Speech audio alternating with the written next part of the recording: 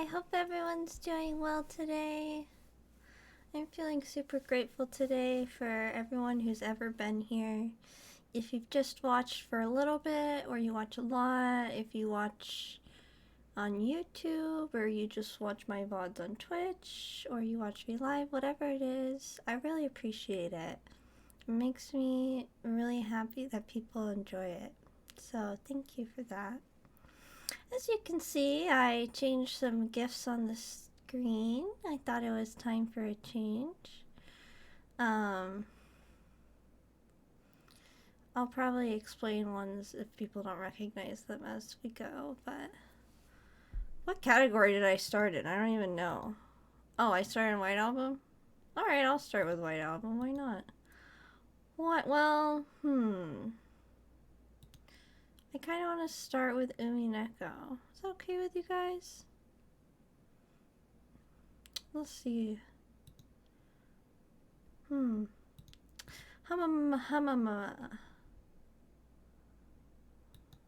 Yeah, I'll change to Umineko. Because I just went live. I didn't even think about the category. So that was my last category.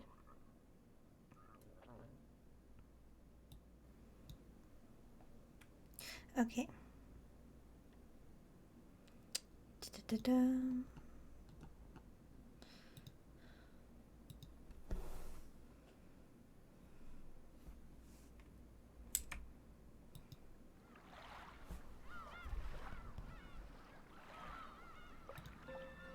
We're still on the tea party for episode 7. Oh, apparently it's Easter tomorrow. Or, I don't know when Passover is. I learned that Passover is also a Jewish holiday, which I thought was super cool. I have no idea what you do for Passover, but if that's soon, you know, I hope you have a nice Passover, if you celebrate it. If you don't, I hope you have a nice day. Otherwise, yeah, I don't know, holidays I think are cool. I like all kinds of holidays. I love learning about them too. Anyways, the guest house was wrapped in silence. There were no sounds, no trace of anyone's presence, no breathing from anyone alive. There wasn't anything to be heard anymore.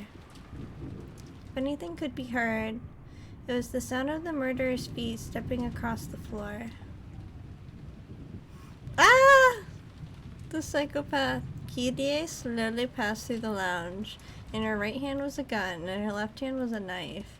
The knife was stained with blood, and some was still dripping from the tip, leaving behind red tracks like a demon's footprint. Sheesh. Her hands were filled with tools of murder. So she wasn't capable of doing anything but murder. In that sense, at that moment, she was clearly and purely murdered. Did she kill Rudolph? I can't remember. Does it update it? No, they don't update who's dead here. Frickin' heck. Hey, Faye. Hello, Zen! How are you? I hope you're doing well. Since you're here, I'll play some White Album after this. The murderer went to the entrance hall, and then... Oh, no, yeah. Good, how are you? I'm doing good, too. I'm doing very well, thank you. What the hell? I don't know. I'm also a bit forgetful. You'll notice that I'm like a huge airhead, but you know, I embrace it. So like, I forget stuff all the time. Like right as I was about to do so. Anyways, that doesn't matter that much. The murderer went to the entrance hall, and then only after reaching the front door, looked down to see the 2 bloodstained hands of the killer. It's all good. Yay! Those hands gripped the tools of death that had performed a cruel massacre. Then at last, the murderer realized that it wouldn't even be possible to open the door like this, and tossed aside the knife. Whew. Then the murderer reached out to the door, turned around calmly, and spoke. ごめんね、みんな。Ugh, she's so creepy. でも安心してね。数日後、新聞は不幸な事故を掲載するわ。そしてあなたたちは事故の瞬間まで何も知らずに楽しく過ごしていたに違いないと新聞もニュースも噂する人、それはつまりあなたたちは10月5日の24時まで楽しく過ごしていたということ。 The fact that Angie, she has a daughter who was away during all this, right? And we're in like this magical theater where we're watching like this story play out, right? And the person who's watching it is her daughter. So not only are we seeing this woman murder a bunch of people, but her poor daughter has to see it, and like it's so heart-wrenching. Poor Angie. I'll show you what Angie looks like. Should be in the next one. Oh, I thought Angie would be here. Where's Angie? Dang it, I can't show you. Well then. Angie's a cutie though. この時間にはいとこ同士で楽しくはしゃいで夜更かしをしている。そして朝が早い使用人の人は高いびき、遅番の人は日誌でも書いて、あるいはほっと一息を入れてる頃でしょうね。そういうことなの。ここでこうしているといとこ部屋での大はしゃぎが聞こえてくるようだ。Humans outside the cat box would probably never understand what Kitty was saying. Only she, shut inside the cat box of the explosion accident, could know what it really meant.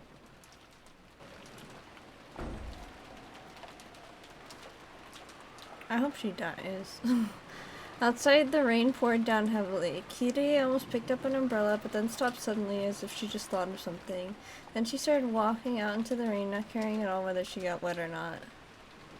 Did the murderer not want an umbrella to get in the way of her gun? Or was she hoping the rain could act as a shower to get the blood off her? That's what I was thinking. Kitty stopped walking, so something unexpected had caught her attention. However, this time it was no whim of hers. Oh yeah, Ava! You know, for once I'm on Ava's side. I just had delicious chicken. I feel so sleepy. This might wake me up though. Oh, I'm glad you had some great chicken, Strange. Welcome. And I hope you've been having a good day so far.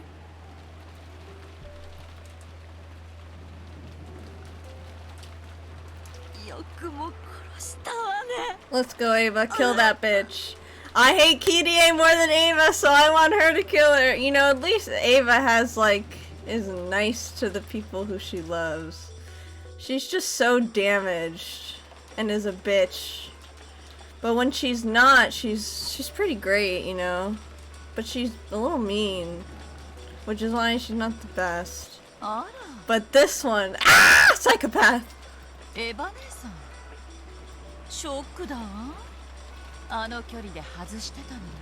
She scares me. Guys, I'm so scared right now. Like, genuinely, I'm like backing away from my screen. That's how much she creeps me out. Like, I want to see Yasu again. Yasu creeps me out way less than Kirie.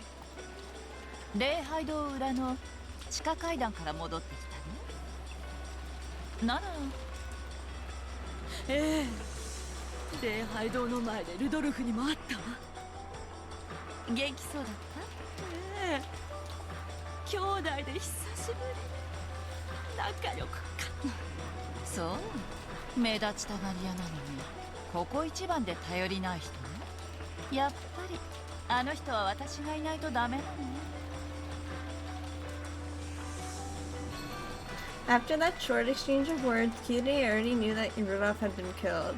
However, no trace of urgency or panic rose to her face. She just closed her eyes with her usual unconcerned expression. When she opened them again, she regained her composed smile.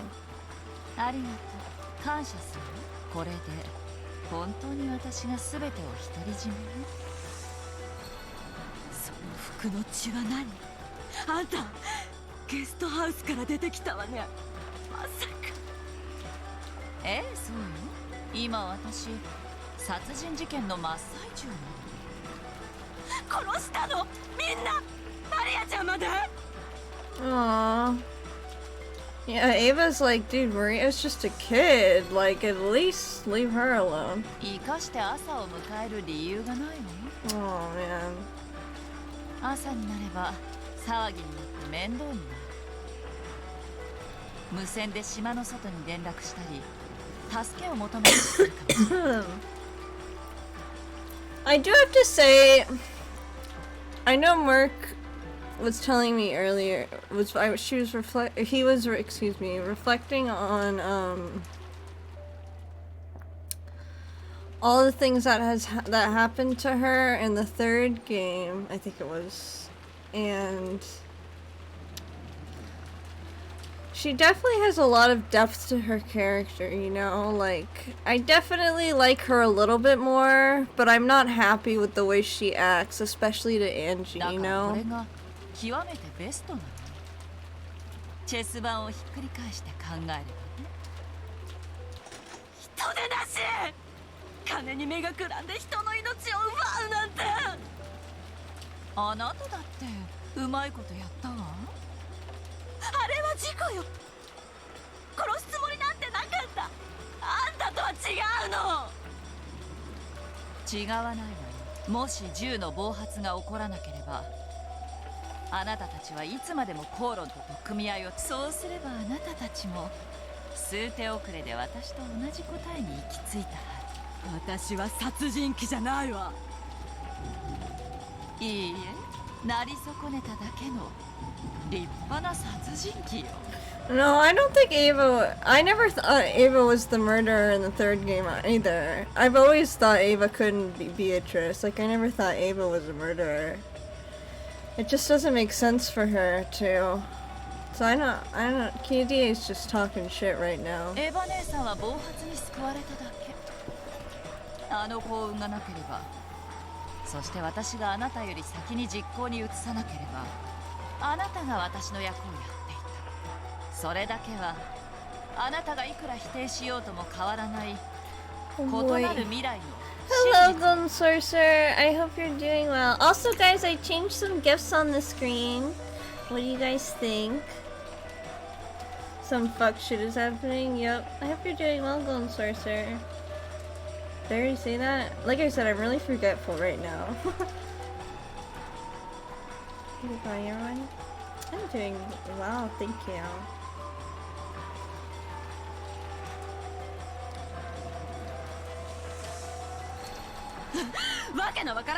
Who's the girl with the blood? That's Sayaka.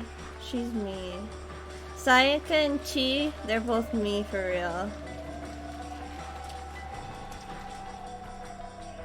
I'm doing well, and yeah, they're cute new gifts, so yay!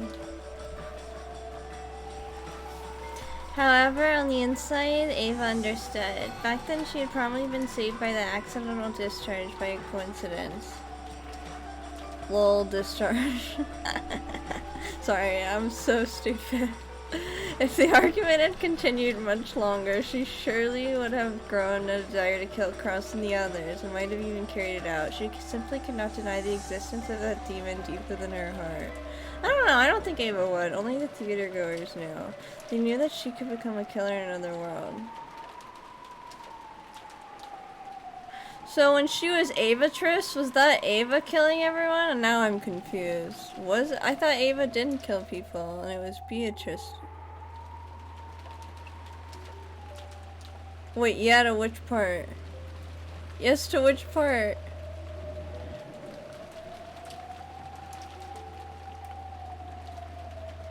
I'm too dumb right now.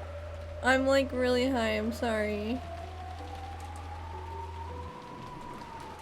Wait. So Ava was the one killing people as Avatrice in the third game? During rapid fire answers, no illusion, everything happens as it was shown. Okay, but the thing about the rapid fire answers is none of that made any sense to me. Merc told me that in the manga it's spelled out perfectly, and I want to see that part, but I don't know where to look. So I didn't understand any of I know the rapid fire is supposed to be really important, but like, I didn't understand any of it. I was really confused. Ava killed them in chapter 3 when she was Avatrice. Oh, thank you for clarifying. You can see it now if you want. You and Strange have the same freaking color every time.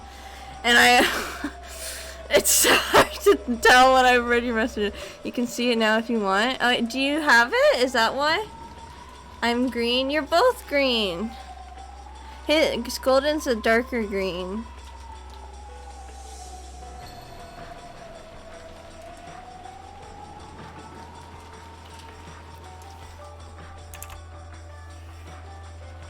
He's orange? No, he's not.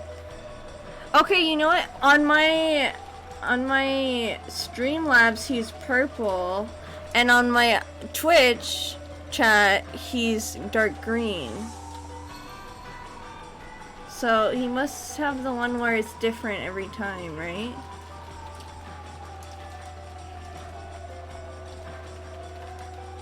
Nani? I'll give you the link for the chapter that will. Thank you.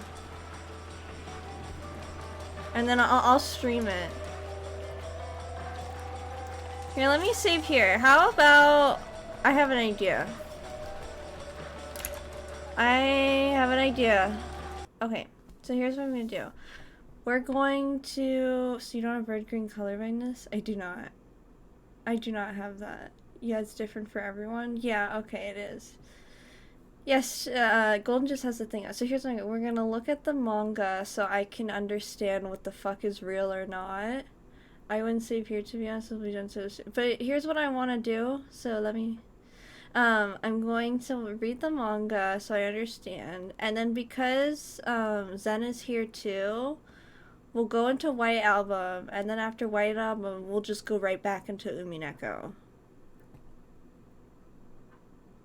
That's what I want to do, because I don't want to make him wait too long for White Album. And since you and Stranger are here too, it'll be good to do it, you know? So that's what I plan on doing. I'm so full. Full of that chicken.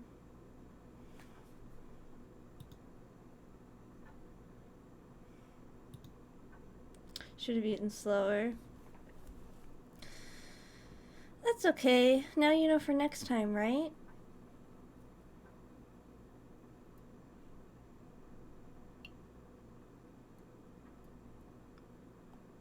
I really love the Shiki gif at the top. I think it's so pretty. With, what's that girl's name? Sunako or something? I can't fucking remember. Oh, we didn't even see that? Yeah! The girl from Shiki. I love it. It's so pretty. It should be Shiki. But Shiki's the name of their... what is it? Race, I guess? Species? Species is probably a better word.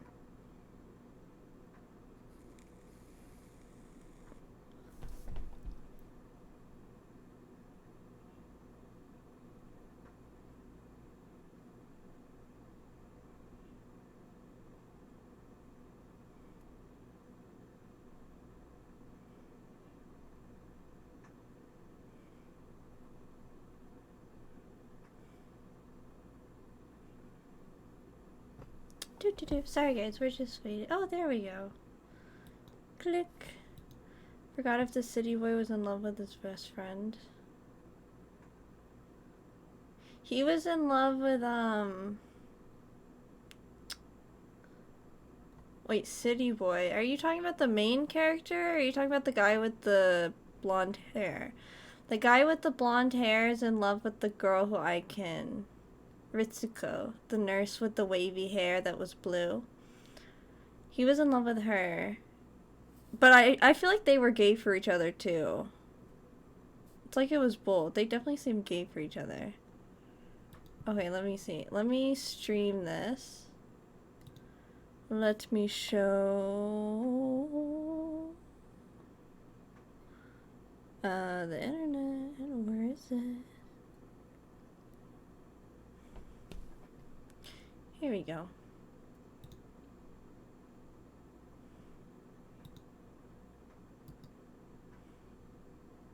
Properties.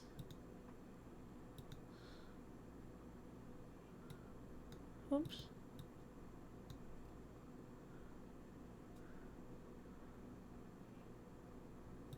it's locked. That's why. Let's see. Move it over. I'll move it over here so you guys can see. You know, since Junko's in the way. Okay. There we go. Or should I make it bigger?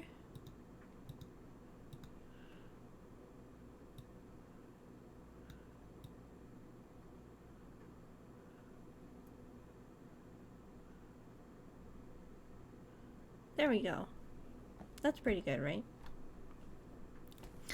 Okay.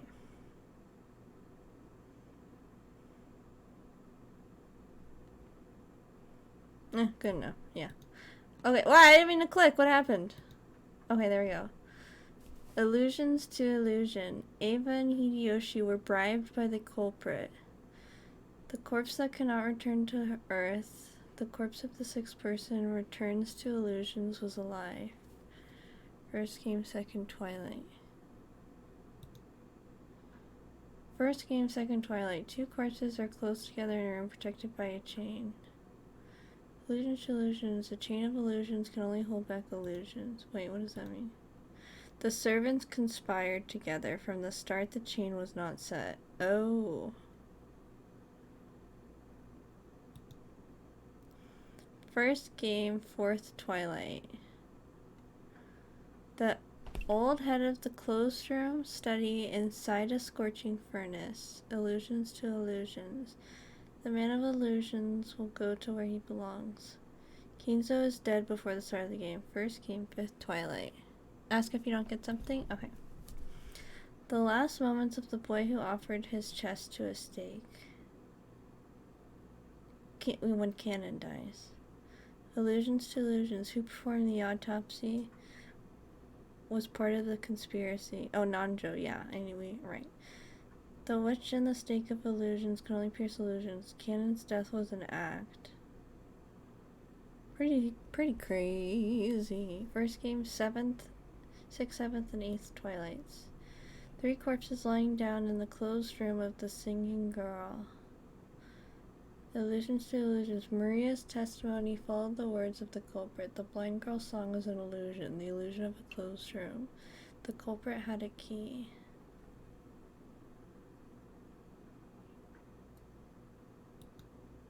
Yeah, Maria looked crazy there.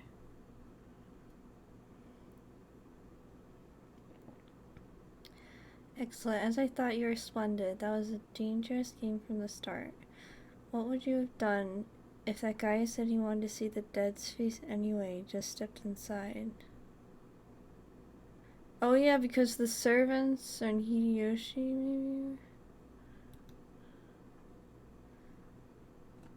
That is what it means to abandon yourself to fate. That's the roulette you were talking about, huh? Now, let us continue. Next is... Oh, they look so cute here. The second game.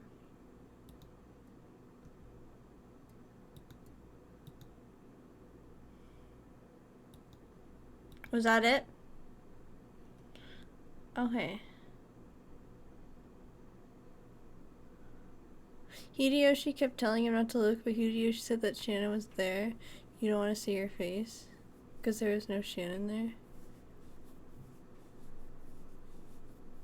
So why did Hideyoshi say that? Oh yeah, I'm gonna close it. Well, it's time for streamception. This.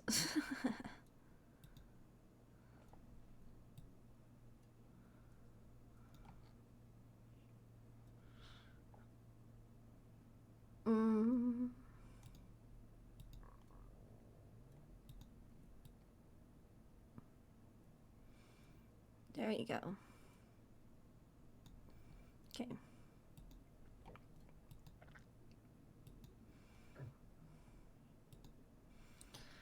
Let's see. Let us begin my funeral. Okay. I'll splice apart truth from fiction come. First game, first Twilight. The 6 poor... Okay, here we go. The first game in the first Twilight. The 6 corpses in the gardening shed.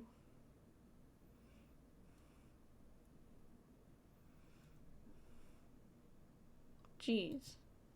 Sorry, I was looking at the corpses. Illusions. Ava and Hideyoshi were bribed by the culprit. The corpses of the sixth person was a lie. Okay. Right. First game, second Twilight. Two corpses. Servants conspired together from the start. The chain was not set. The fourth Twilight. Keynes was dead before the start of the game. And then Cannon dying was a lie. And Nanjo lied. And then Maria just talked about what the culprit said. The culprit had a key.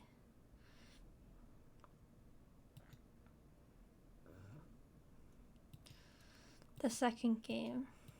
And then I keep going. What is that? Oh, that's...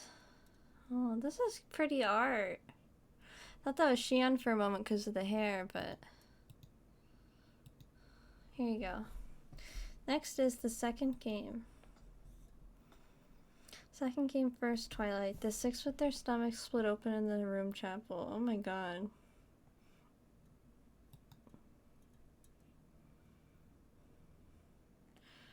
Rosa was bribed. All the servants in Nanjo are part of the conspiracy. The gold truth locks. They agree beforehand to lie about the closed room.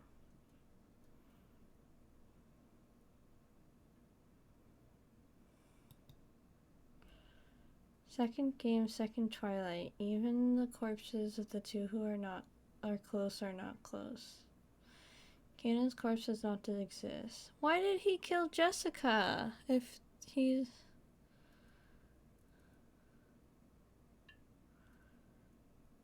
Second game, fourth, fifth, and sixth Twilights.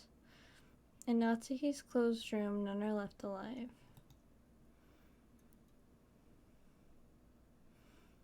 No one would dispute that a coffin is a closed room. Shannon murdered Goda and George, and then she committed suicide.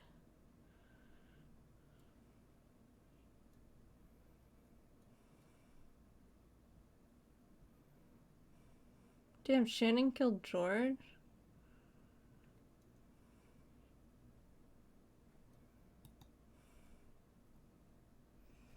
It's just a roulette, yeah.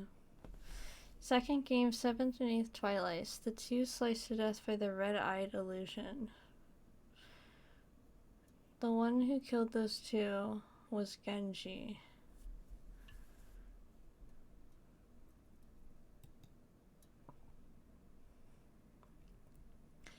Continuing, third game, first Twilight, six corpses.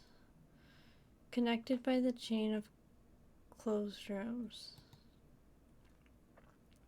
Serial murders and construction of those closed rooms were Shannon's work. The corpses found in the beginning was after people left. Wait. Oh, was a lie. I missed this right. The corpse found in the beginning was a lie. After people left, she became canon and faked his death in the chapel.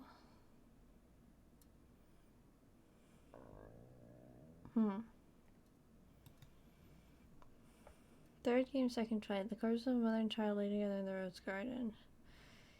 Ava murdered Rosa and strangled a flustered Maria. Oh my god. Yasu actually killed herself? Yeah, damn. Jeez. Why did Ava do this? Because she solved the epitaph?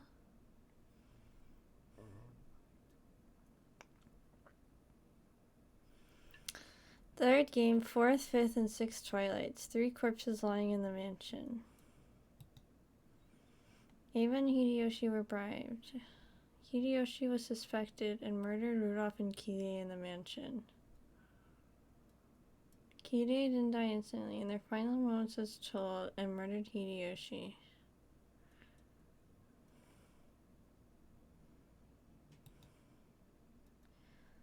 The corpses of the husband and wife lay exposed under the arbor.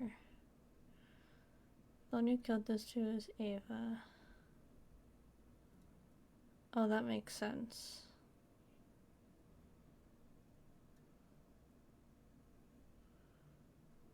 Wait, let me go back. Okay, right, I remember now. The fourth game. This is Maria's game, first, and Angie's game, first Twilight. A storm of massacre sweeps through the dining hall.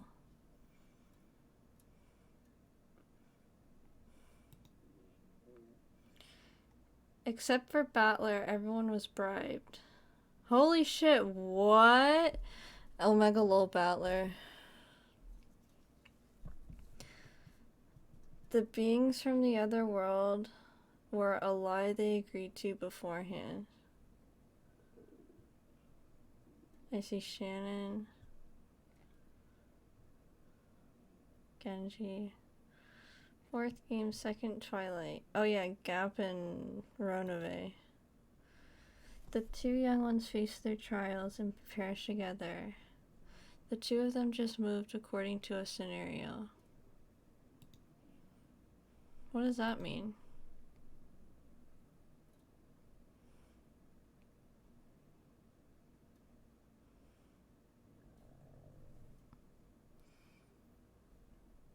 What does this one mean? Did they not really die?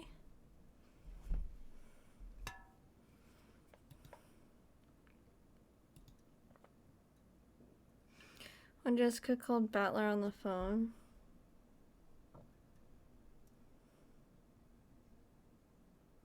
Don't they fight Ronaway and doesn't she die? Remember, this is the second Twilight. It was just a scenario, so they didn't actually die. Oh yeah, Yasu kills them. Oh, okay.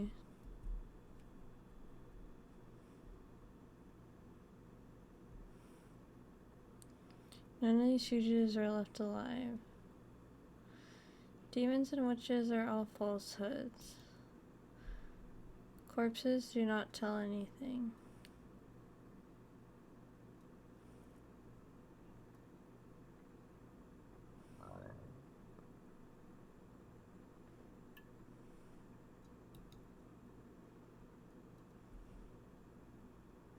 Fourth game, ninth Twilight.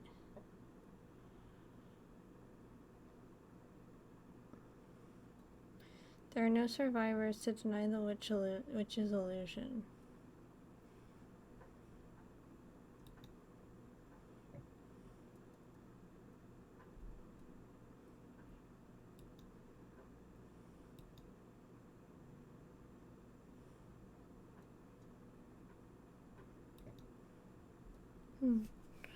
But they didn't know they would die, they were just playing along with everyone? Right. Is that the end of that part?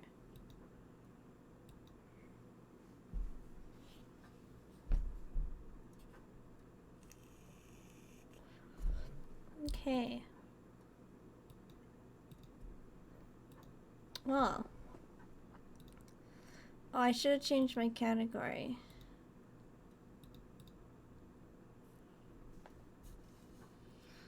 That was interesting. That's the answers for Beatrice's game. I kind of understood everything. I'll probably read over it again and again, or like, I'll like do, I don't know, look at a video or something.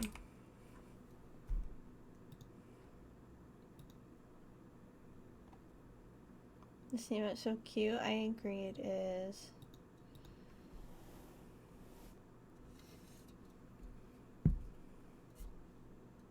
Hold on, let me grab some water.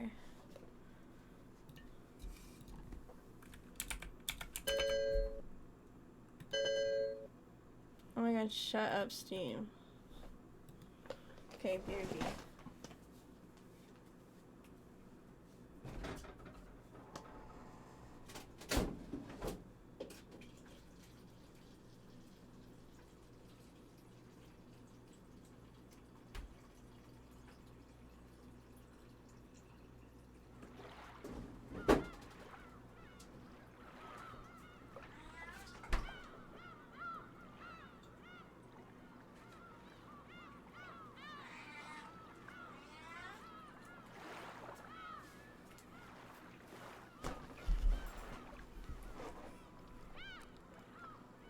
There's a bit that explain if you want to watch it.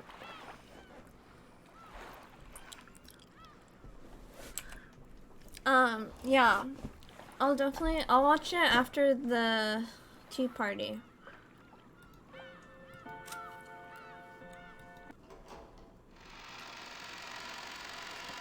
Thank you. I might ask you to link that to me again. Only the theater goers knew. They knew that she could become the killer in another world. Right, now we know that. Now I understand more. Kirie, who didn't have the theater-going ability, knew this fact as well. Maybe there really was something extraordinary about her after all. Even so, for some time, Ava could only grind her teeth in silence, still pointing her gun. 私にはわからないわ。あなたも自分のお腹を痛めて子を産んだ経験を持つ母のはず。So Ava really killed everyone just because she found the gold? 命の尊さを。そのあなたがどうしてこれだけのことができるの？子供なんて勝手にできるの？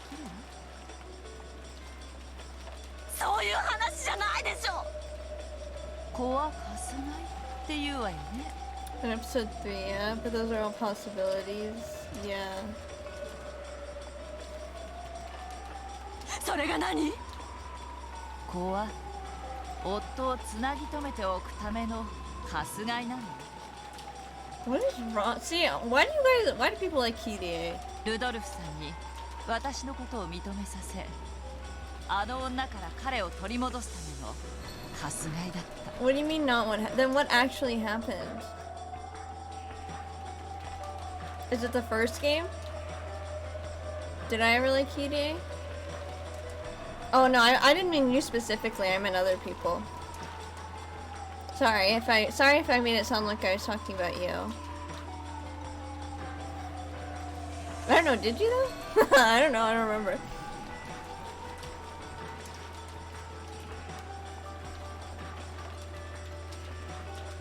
Demo, ルドルフさんはあなたの殺しただったろう。わかる。どういう意味？私はもう。Are we looking at the? Never mind. 誰かの妻でもないし、母のつもりもないということよ。What is wrong with this? Well, some people are bad people in stories. 私は Kirie 私 just sucks. キリエ、ルドルフさんが死んだ今、後ろ宮でさえないわ。Poor Angie having to watch this. If my mother said this about me, I would want to die. What were you gonna say? Because I feel like you're gonna say something good. I don't even remember. Bro, I was gonna say, are we watching episode 3 right now?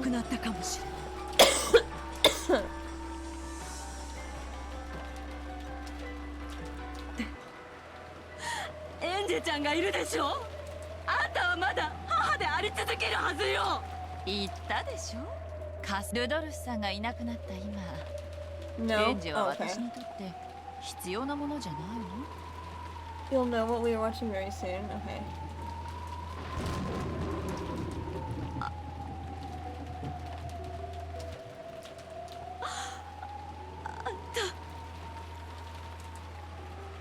それが母親が子に対して言うことなの？エヴァ姉さん、やめましょうよ。Is Ava showing this to show Angie that she was on her side? So that Angie doesn't hate Ava? 綺麗事は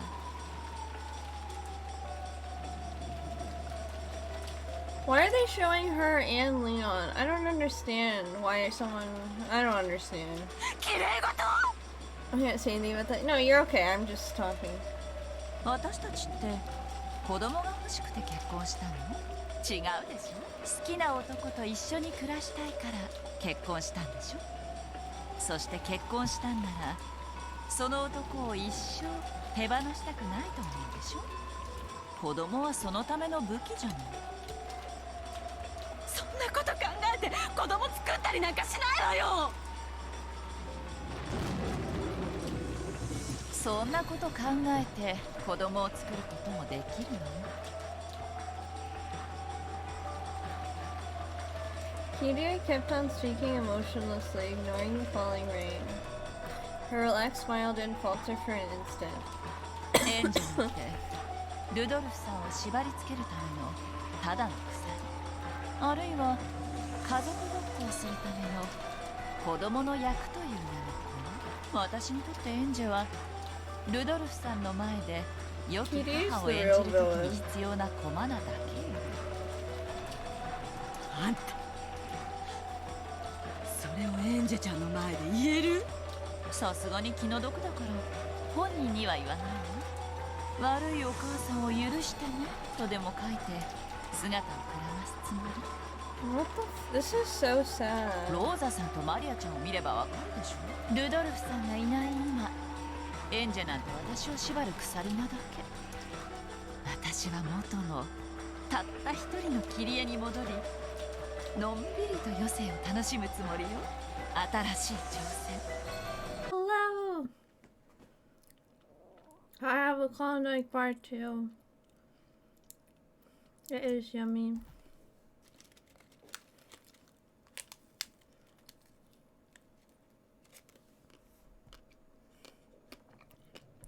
Yay!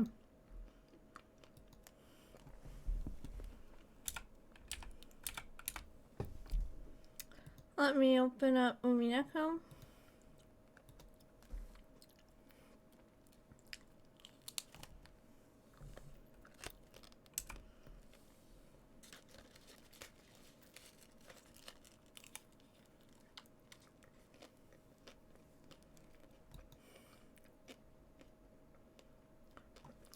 Wait a minute, I can't hear anything. Hold on.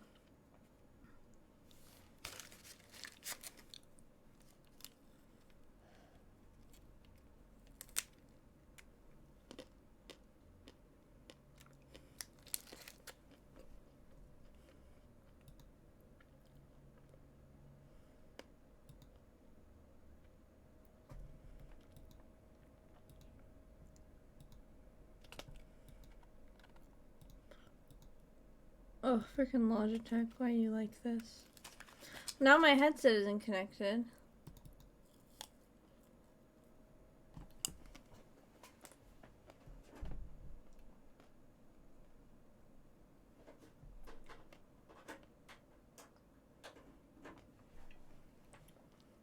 Frickin' heck. Hello, thank you.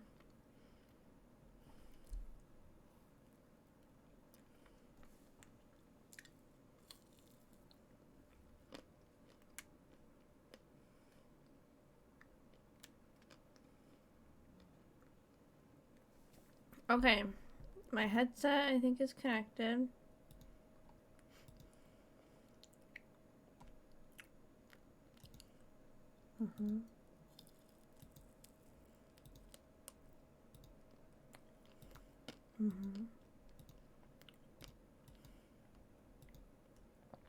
I still can't hear anything.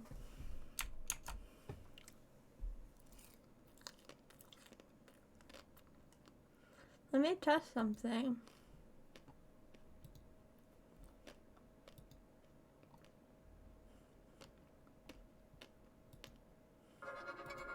Huh. Did I hit mute or something?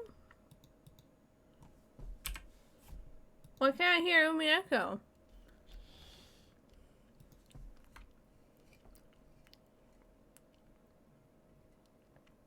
Try checking the voice on the system.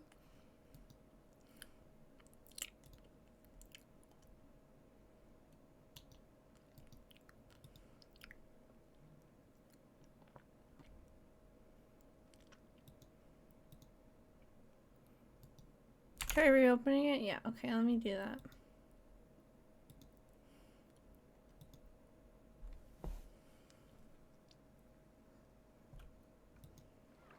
Oh, there we go.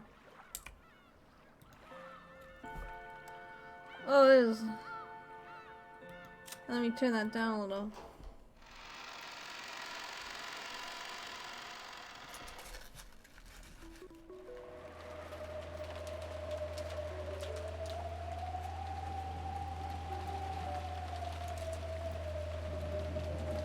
Oh, damn it.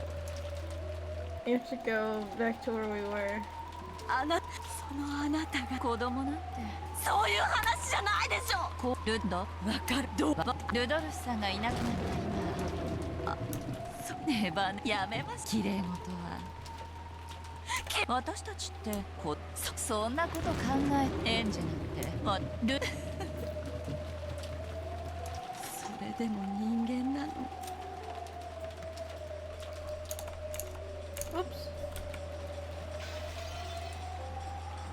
Okay, I'm heading to bed. Have a great choice to your stream thing. Good night, all. Oh, thank you, Zen. Thanks for being here, and I hope you sleep well.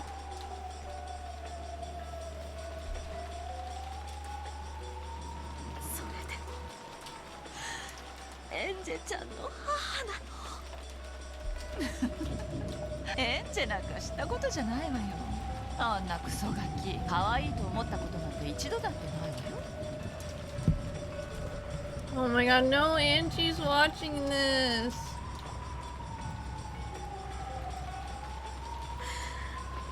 あんたって人あなただってもう家族ごっこから解放されたでし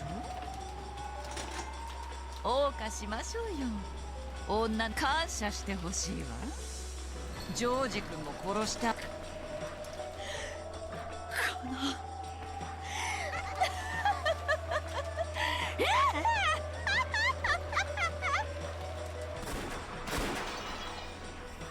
Come on, Ava, I believe in you. The two yells, the sound of gunfire, thundered across the dark rose garden. No! Slowly Ava fell backwards. She landed in a puddle, scattering countless drops of water. Across her Kitty spun around as though dancing. Beautiful black rose petals scattered around her. The petals were a dark, dark red. As they sprayed from her throat, she spun around in a circle and slowly crumpled. Alright, we got her. But unfortunately, Ava got killed. Then she fell to the ground, sending muddy water flying. Two women had shot and fallen. However, when the thunder roared, only Ava stepped back up. Oh, what a trooper!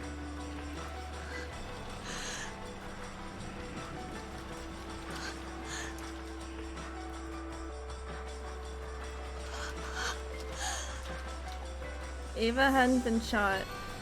Kitty's intensity had made her fall backwards, but the bullet had once again slipped right past her. Ava cursed her good luck. Why couldn't this luck have saved her husband or her son? Aww. エンジェちゃんのことそうあんたは死ぬ直前の瞬間までそう猫箱の蓋の上にね Aw, Ava. Kitty heard this, blood dribbled from her burning mouth. She seemed to say something in response. However, her voice came up only as globs of blood from the hole in her throat, not words.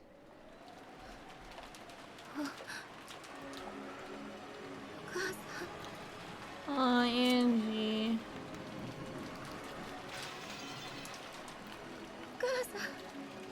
No, baby.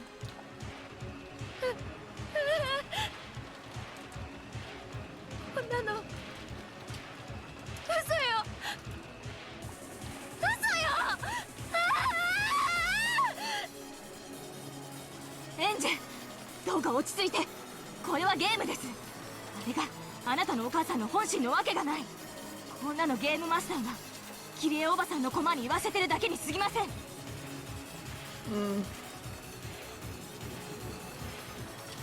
Zaina did nothing to calm Angie's sobs. I don't blame her. Even if she knows it's just a game, she's just been forced to see not only her mother's death, but also her mother announcing that she was the culprit of a mass murder who didn't even love her own daughter. Anyone would sob after hearing that. ベルーンカステルさんもういい加減にしてください誰がゲームマスターだろうと今すぐこの無意味なゲームを終わりにしてください When Liam yelled this, the theater suddenly went pitch black, swallowed in darkness. However, that wasn't enough to shock Leon. Leon continued to yell Brincastle's name into the darkness, telling the witch to stop the scene. Then a single beam of light shone down upon the stage. There was Claire, the only one who appeared for just a second right before this cruel game began. クレル、やはりこれはあなたがゲームマスターだったのですか？わからない。どうして？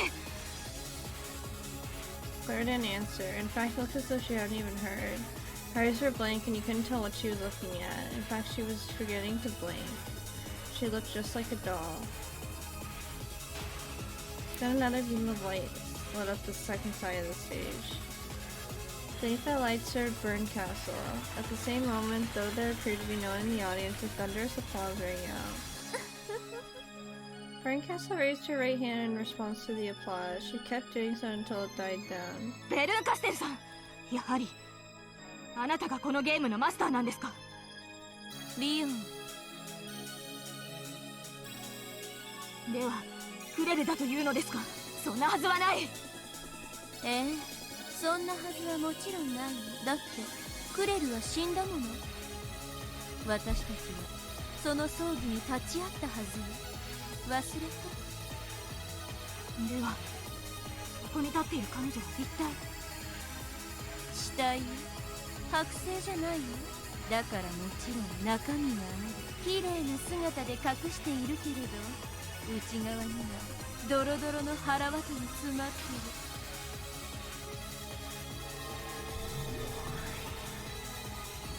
ている。When Castle raised her right hand, a light fell on it, and a black shining scythe appeared there. This cold, merciless, and cruel object, like something a classic Grim Reaper might hold. Yeah, she's going back to her Rika days. Oh, Higurashi reference, so cruel though. そのあがきをめでる。死んでも綿をかき出してめでる。物語を二度楽しめるのよ。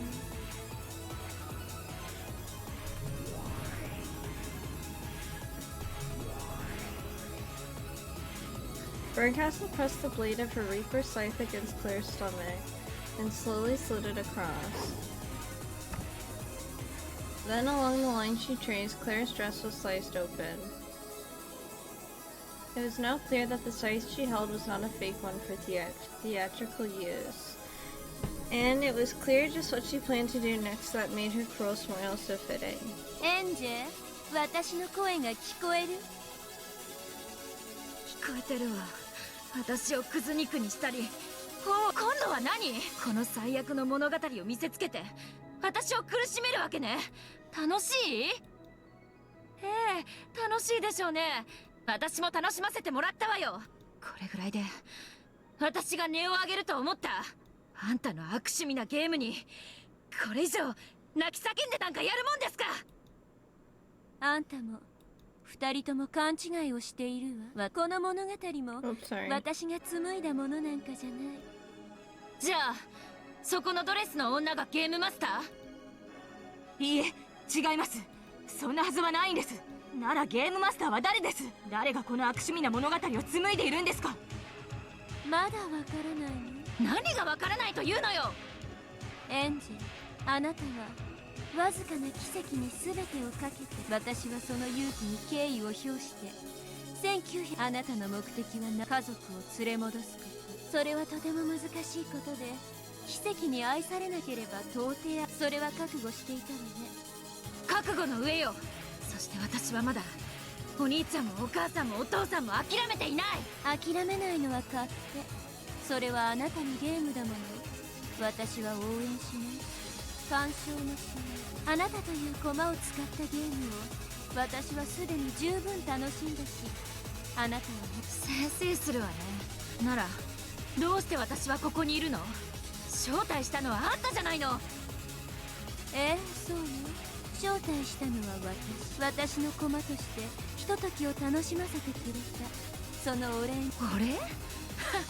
魔女式のってわけね。楽しませてもらったわよ、この下道が。よくもお父さんやお母さんをこんなゲームに。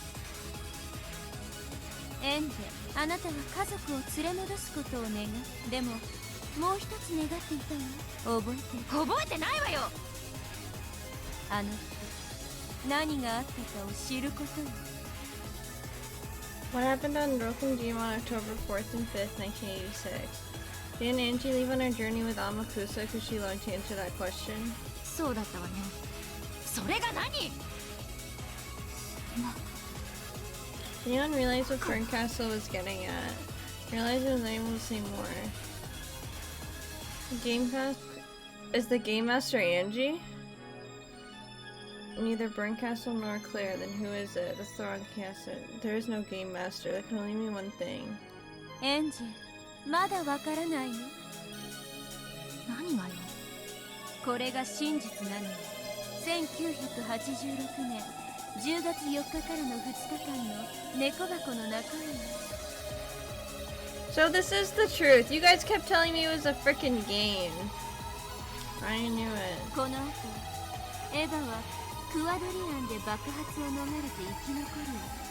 そして猫箱の中身を欲するあなたに最後の瞬間まで沈黙を貫くことでこの真実を永遠に猫箱に閉ざした。 Yeah, people definitely told me that. 何を言ってるの？エヴァ一人が生還する。いくら警察が事故だと断定しても世間は納得しようとしなかったわ。そして亡き夫に代わり会社を切り盛りしようと張り切れば彼女が壮大な陰謀の女王であるかのようなイメージを作り上げていく。彼女は真実を語りたかったでしょうね。語ったとて証拠もなくエヴァの心は次第に壊れていく。あなたのエヴァを拒絶し歪み切った最後の肉親同士の関係。愛息子の面影をあなたに重ねては苦悩しますます歪んで壊れて。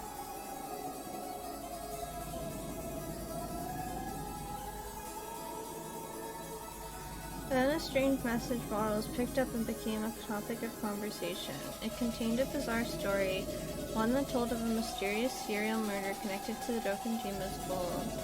Everyone rejected the explosion accident theory and started to think of conspiracy theories. Some of the theories named Ava as the culprit, which tormented her even more. However, Ava used that to build up the cat box. Until the moment of the death, she protected it. She protected the lock that held the cat box shut. So no human would ever reach the truth inside that cat box. Not unless those witches who crossed the sea of fragments opened the lock. これが真実よ。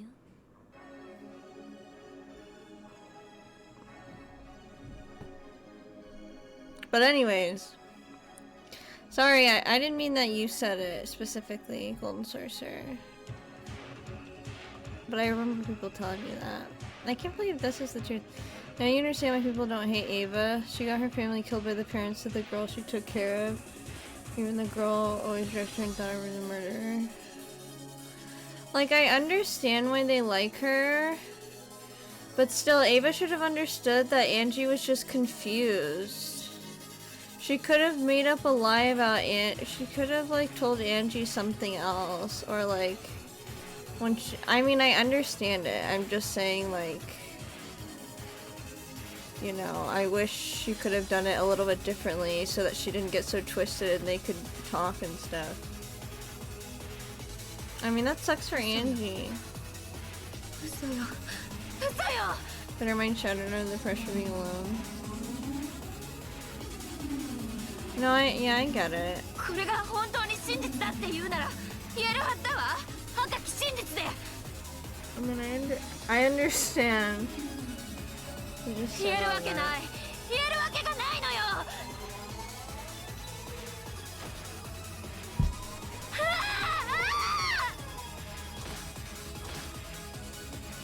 エンジェ、落ち着いて。Angie read in such strength that the chains in her arms her legs looked like they might snap. All over her body, the red gooey liquid started to seep out. It was as though the cracks had opened up all over her and blood was leaking out of all of them. 何？赤き真実ではっきり宣言してなら言ってあげる。これは全て真実。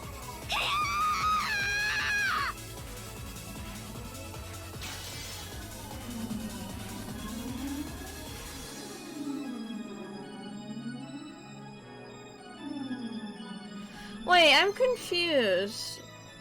Then what about Beatrice? So this is just the truth of what happened on the third game, right? Not what happened...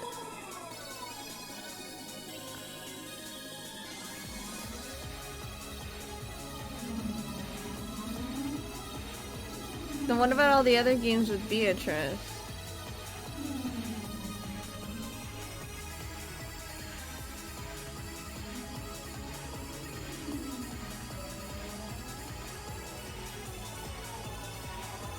This is the truth of the indecent of the whole story.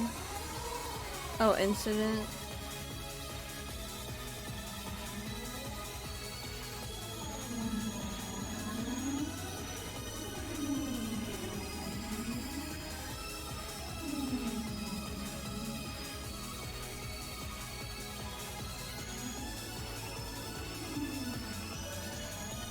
So Beato created all those what ifs, but none of them happened because they solved the epitaph. And they just, wow.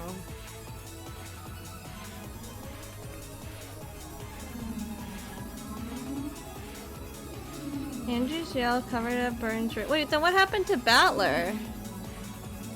Did Ava kill Battler? Angie's yell covered up Burns' red truth. Or did Kirie kill Battler? You also know about that?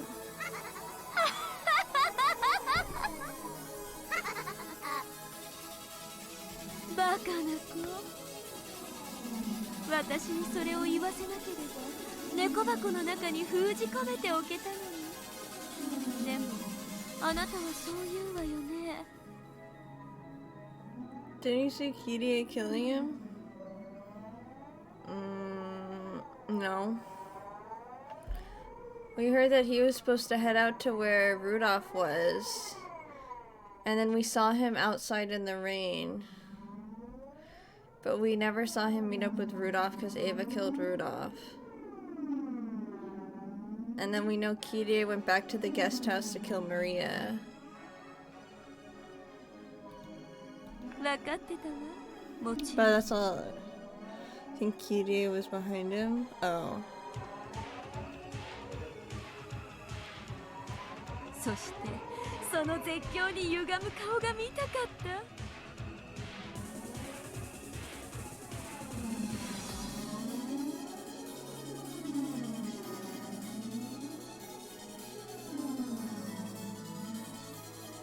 100年は思い出すだけで笑えるような素敵な形相だったわよ。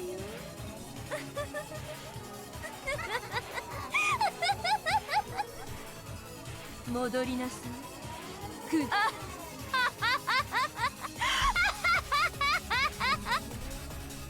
Didn't I tell you all Kirie was the one who was gonna murder everyone for the money? I fucking knew it. I made that theory right at the first game.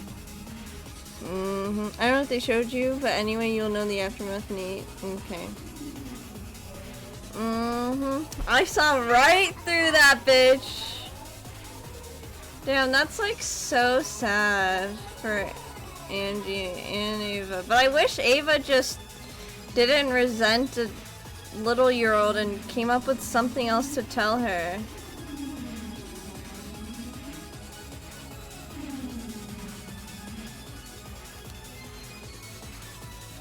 Or like told her when she was older.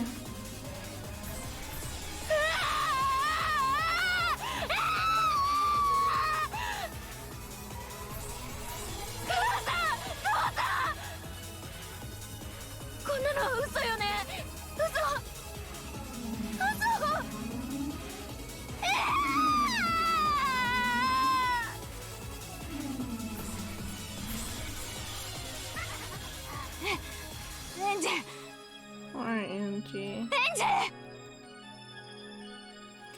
Sanji held her head and screamed. The blood. Sorry.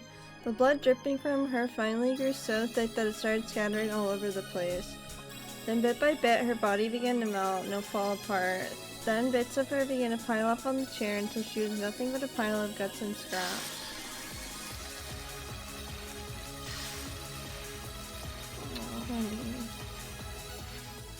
What about Mammon? Did Angie never interact with Mammon?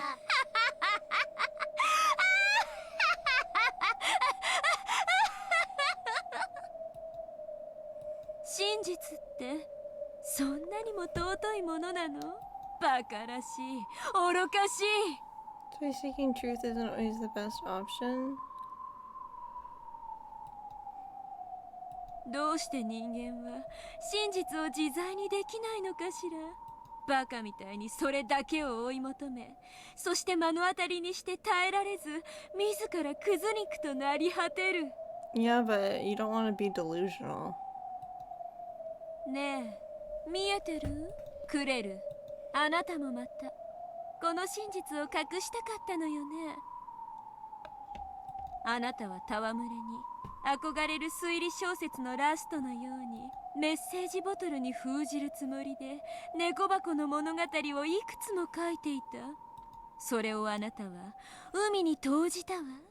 この真実を知ったら苦しむだろう者を救うためにね。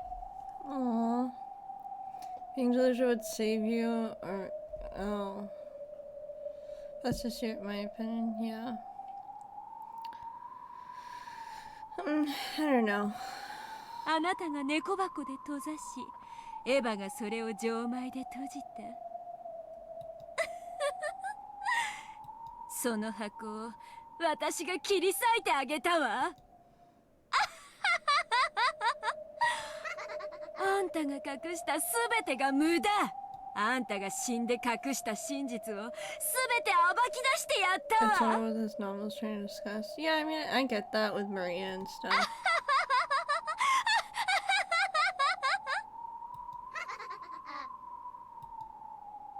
それがあなたの目的だったというのですか？あなたはクレルの死を恥ずかしめるためだけに、そしてそれをエンジに見せて苦しめて、やはりあなたは邪悪な魔女だった。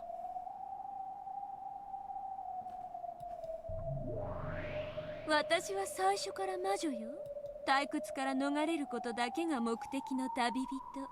生きてはめでて、死しては食らって二度目出る。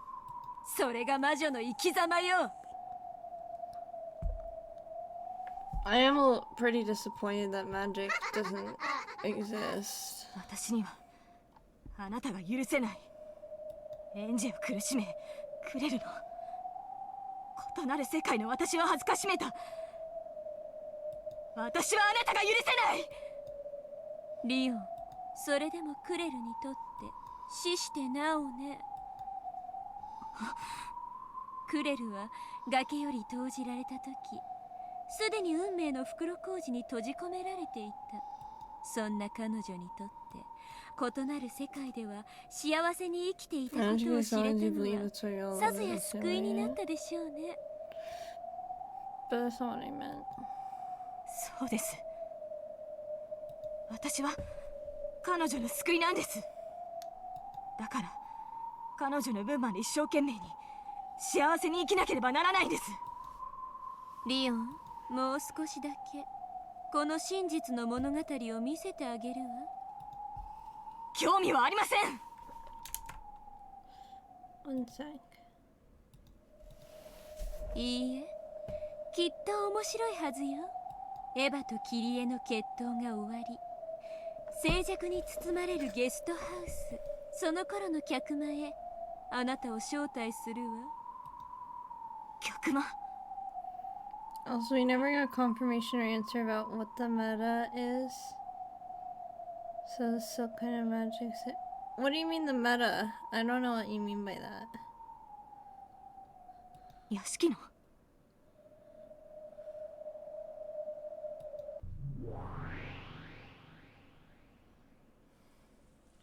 Barncastle snapped her fingers, and the scene of the mansion's parlor unfolded before them. The higher dimensions and witches, the fragmency. Yeah, I know. I was thinking of that too, but like, I'm sad that the Beatrice magic wasn't real. Like, I'm satisfied with what it really was, but I'm still a little sad about it.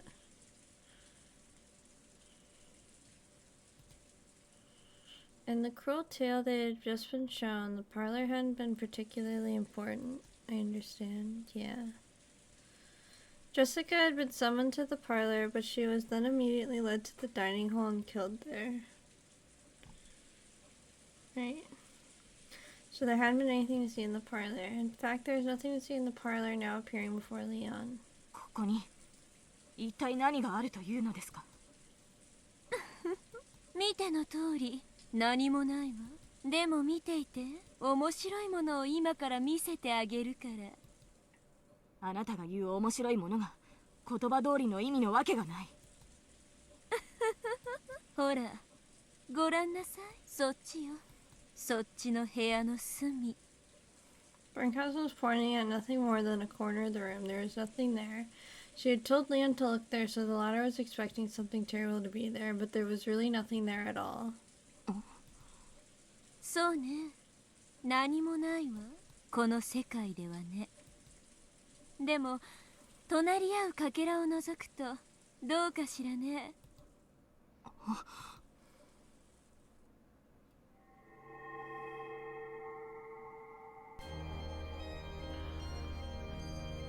On the white blank wall, bit by bit, a splash of blood seeped into view.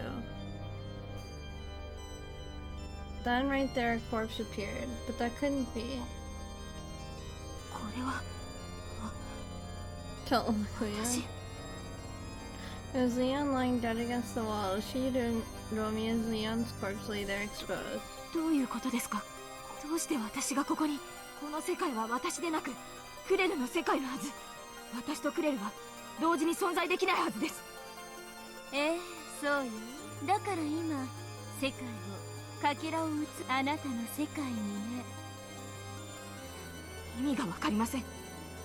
つまりはこういうことよ。同じ末路をたどるということよ。意味がわかりません。どうして私がここで死んでいなければな。あなたの世界で1980親族会議に先立ちベアトリーチェのそれが私にとっての今日であり、ついさっきです。それからその晩までの間に何があるかしら。何もありません。いとこたちと楽し Is く that 過ご what し the 8th game 親 is? 族一同で晩餐を過ごし、そして夜には親族 Or 会 is 議 that the next tea party? あなたは20歳になったら当主を継承するのだったわね。それは親族たちの間でも円満に決まってることなのかしら。円満かどうかは知りませんが、そういうことになっているはずです。当主様が決めたことですから。さすがに円満だとは信じてないようね。そういうことよ。金蔵があなたを目に入れても痛くないほどに可愛がり、特例的に当主の座をあなたに直接継承しようとしている。そのことを親族兄弟たちが面白く思っているわけもない。Siblings objected to having Leon succeed the headship. Even Krause joined in, saying that Leon was still too young. Then, on the night of the family conference, Kinzo tried proposing a difficult riddle. まさか。そうよ。碑文の謎よ。礼拝堂の仕掛けを見ればわかる通り、金蔵は碑文の仕掛けを六軒島に屋敷を築いたその当初から考えていたわ。いつか次期当主を選ぶ試練に使えるかもしれないなんてロマンチックなことを考えながらね。Kinzo decided to present the riddle at the family conference. Did he plan to give the position of the successor to the person who solved it, or did he promise to reconsider Leon's position as the successor if it was solved? Either way, Kinzo was confident. He was confident that no one would be able to stop this tough riddle which he had created himself. あとはすでに見た真実と全く同じ展開よ。あっさりと兄弟たちに解かれ、黄金の山を巡って一悶着そしてキリエとルドルフは翌朝の事件発覚とそれに伴う騒ぎを未然に防ぐため、いとこ部屋に集まっている子供たちを一人ずつ電話で呼び出して殺したわ。いとこの筆頭のあなたは一番最初に呼び出された。そして客間でキリエに撃たれて殺されたわ。違うわね。あなたは1986年10だからこう言うわ。あなたは今日の深夜に客間でキリエに撃たれて殺されるのよ。そんな、それはクレルからリオンという奇跡が低い確率。キリエおばさんがそのような強行に及ぶのだって限りなくゼロに近いわずかの。あなたはそのわずかの確率の世界を見つけることができる魔女ではありませんか。いかにもそのあなたという奇跡の存在を見つけ出すために。でもね、あなたのこの末路はね、とてもとても簡単に見つけられたのよ。だって確率などないのだもの。私がわずかな奇跡があればそれを見つけ出せる魔女。でもね、ないものは見つけられないの。私とて絶対の魔女に本当に絶対を保証されたら勝てないんだから。そんな。では私は257万8917分。あなたはクレルとしての世界に行き、逃れ得ぬ運命に翻弄され、そして257万8917分の1の確率で後ろ宮リオンとして生き、今夜キリエに殺されるよ。つまりあなたは、いいえ、あなたたちの運命は257万8917分の257万8917の確率で、つまりいかなる奇跡も許さない絶対の運命で、逃れ得ぬ袋小路に運命の牢獄に囚われているということなのよ。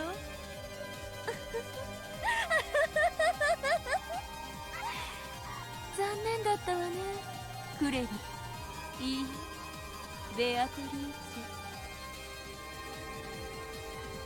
ェ。 Just when the bright light seemed to turn the world white, the scene suddenly changed back to the theater. On the stage, Berncastle's Reaper slice slid across Claire's stomach as the latter stood absolutely still.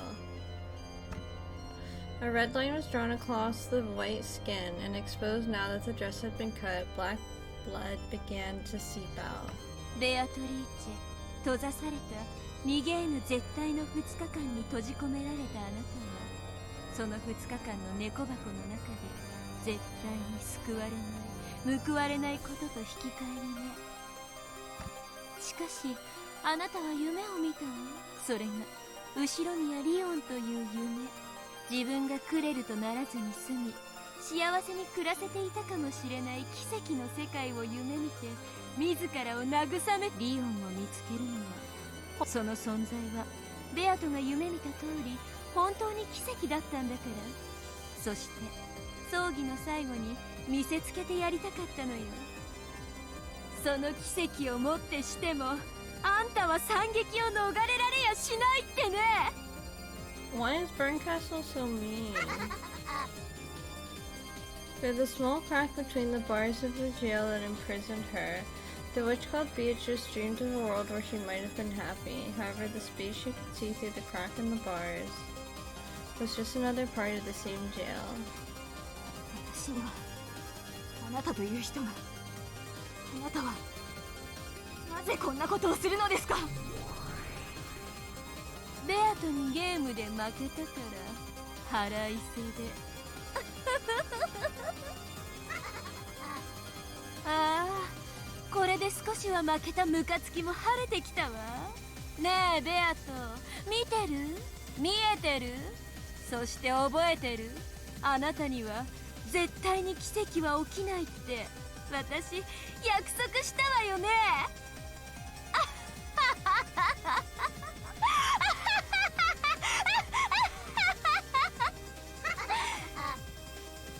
あリオン、ベアとの目の前であなたを元の世界へ戻してあげる。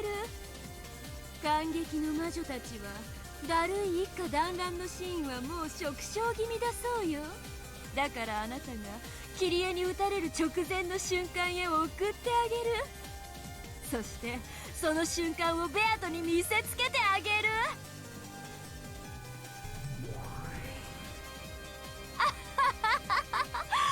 死ねやゲロカスリオン、ゲロカスベアトの最後の希望。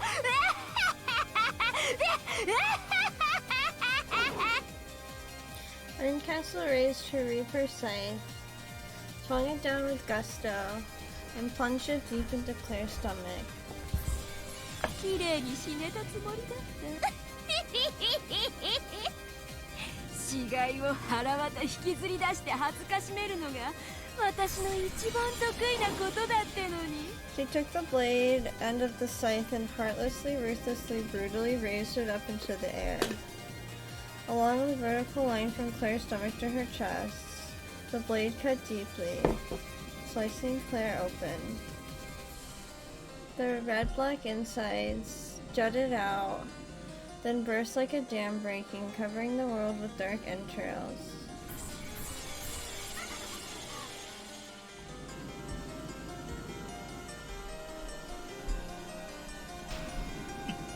イタリア人の黄金を奪うと卑怯者め、後ろ宮、貴様それでも軍人か。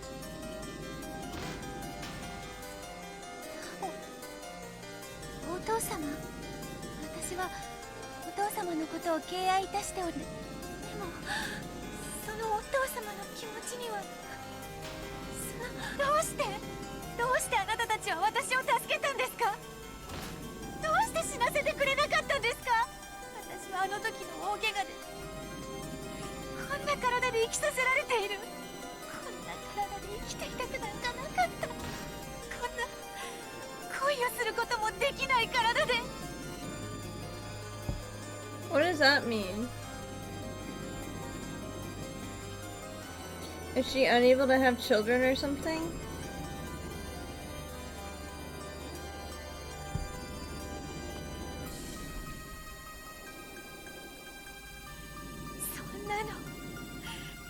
そんなの生きる価値がないんじゃないですか？人間じゃない、核じゃないですか。そう、私は核なんだ。どうして私はあの時に死なせてくれなかったんですか？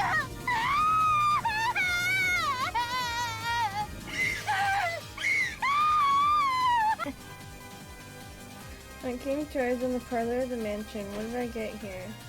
I heard a sound behind me, then slowly turned around, and there... ごめんね。悪く思う We don't know if the baby was a boy or a girl, but yeah, what you think the injury is right.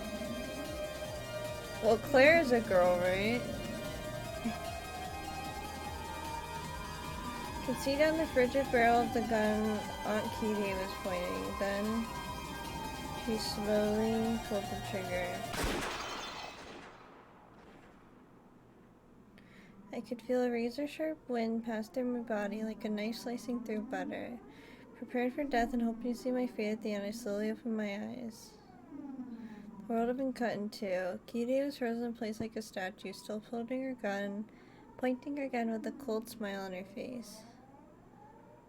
Because they think of them like that, they created her like that. It had been cut in half at an angle, the top part of her slowly sliding off to the table. No, that wasn't quite right. That wasn't right at all. It wasn't just Kitty. The whole world had been sliced in half at an angle and slowly sliding off to one side. And immediately after fissure seemed to appear across the world, it shattered.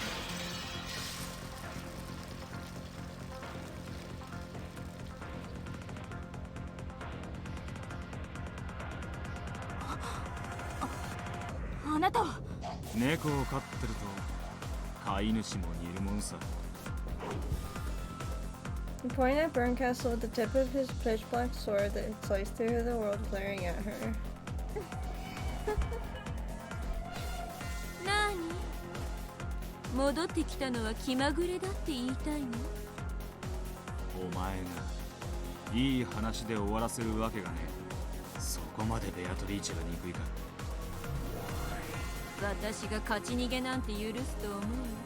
This is my second theme music in the whole game. Oh, yay! 私に敗北の屈辱を味わわせてくれた分、私根に持つと100年は忘れないわ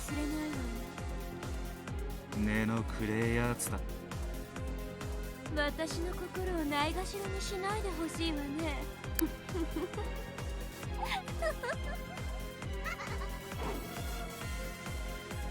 大丈夫かリオ。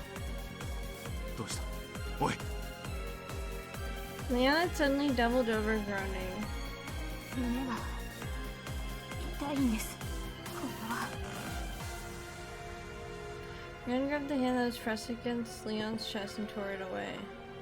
Blood was seeping out from where Leon's hand has been. Also, I'll be right back. I need to turn on the air and get some water.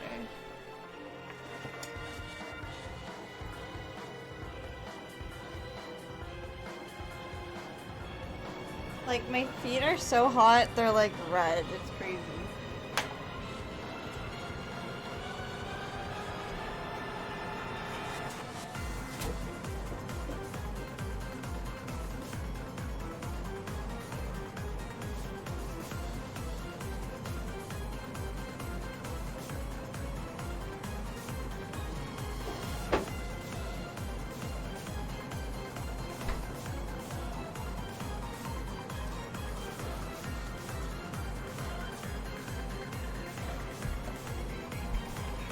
Really normal though, that shit happening. Okay, it was the pace of the bullet would have entered if he had shot Leon. リオンの体は自分の運命をね。リオしっかりしろ。くそ鎖か。 When Will tried to pick up Leon's body, he finally noticed the chains attached to each wrist and ankle. 何連れて逃げる気？逃がさないわよ。リオンが血を吐いてあまたの世界すべてに希望がないことを絶望し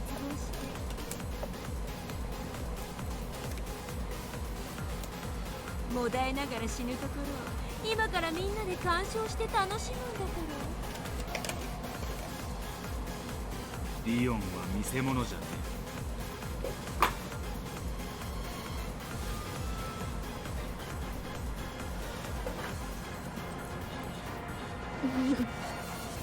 Will swung his pitch-black sword and destroyed the chains binding Leon.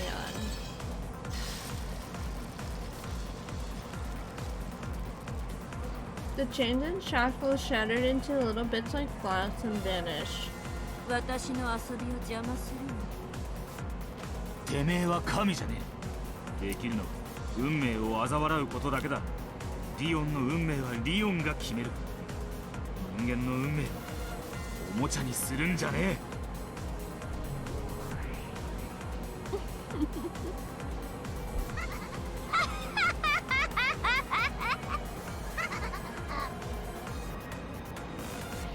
元老院の魔女、この大ベルンカステルによくそれだけのことを言えたわ。リオンだけじゃなくあんたも用済みなのに。ベアとのファンタジーをミステリーだと断言してぶった切ってくれた。あんたの役目はそれでおしまい。おとなしく帰っていればそれで見逃してやったのに、のこのこと戻ってきたからには私のおもちゃにされても文句は言えないわね。おいでなさい、私の可愛い子猫たち。みんなでガリガリとひっかいてきれいに生皮を剥いてあげてちょ。ぶどうの皮につるんとひんむくみたいにね。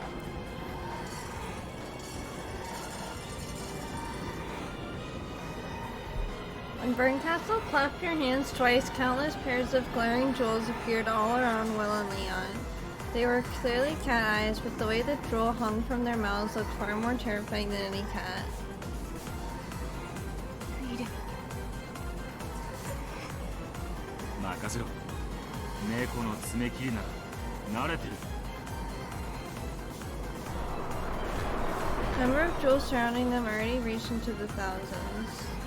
Will pointed his sword in one direction after another, warding off the surrounding cats. いいよ。お前は撃たれてなんかいねえ。撃たれたことを、いや、撃たれることを認めるんじゃねえ。Leon tried to fight an incredible tearing pain. No, it was a fight against that promised future the burn castle had shown. However, the stake of that future, the wish of miracles had guaranteed would come with no miracle, was firm and merciless. Bit by bit, and yet unceasingly, it continued to pierce into Leon's chest. いいか、俺が一瞬だけ包囲を行く。そして全力で走れ。どこまでもまっすぐ。方向は大事じゃない。ここから遠ざかることだけを意識して、ただひたすら。可能な限り努力します。無理な時は許してください。無理な時、弱音を吐くな。俺が許さねえ。クレルも許さねえ。お前はクレル257万8917分の1の希望だろうが、お前が諦めた。無数の世界のお前たちを裏切るんだ。だからくじけるんじゃねえ。あがいてあがくんだよ。奇跡を探すんじゃねえ。お前が奇跡になるんだ。私が奇跡に。お前は幸せな未来へたどり着くんだよ。くじけるんじゃねえ。弱音を吐くんじゃねえ。もう一度弱音を言ってみろ。今度俺がお前の尻をつねってやる。はい。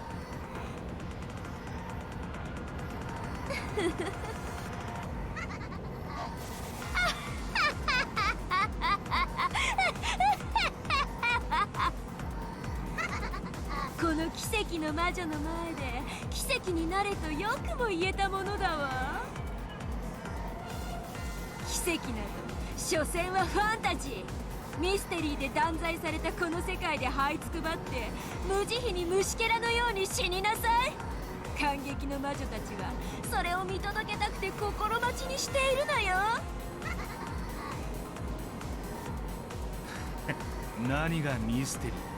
心のねえミステリーなんざ俺が認めると思うか。三味線になりてえ猫からかかってきた。めんどくせえ。まとめてかかってこいよ。 His voice sounds familiar. SSVD 首席異端審問官ウィラード H ライト。これが最後の刃だ。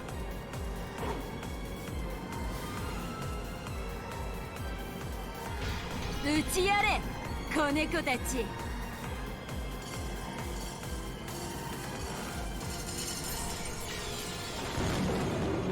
At once, all the cat eyes opened wide, undulating and spinning in a spiral, then swallowing Willow.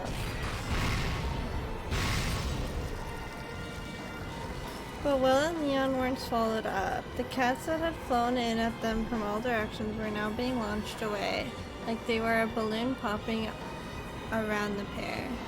あら、やるじゃない。子猫に用は親猫しか眼中にねえんだな。奇跡の魔女、伸びすぎた爪を研いでやら。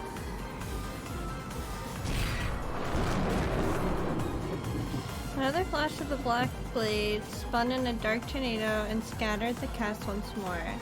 Leon, realizing this was the opening Will had planned, ran all out, still clutching at a heaving chest. 見る。走ります。ダイアナはすぐ腹を壊す。ミルクは温めてから頼む。By the time Leon asked Will to repeat what he had said, he had already left into the stage and was now confronting Burn Castle. It was like the climax of a show. Loud cheers erupted from the pitch-black audience seating.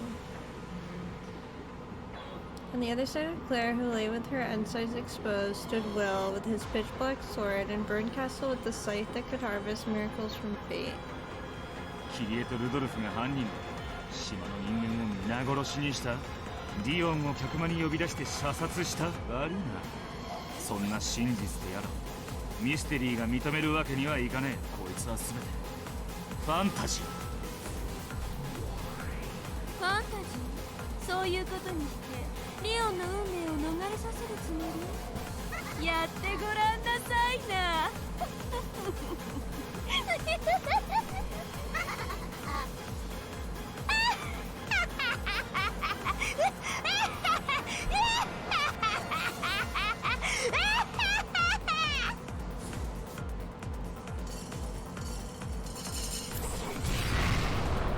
第一足、手がかりすべての揃わぬ事件を禁ずる。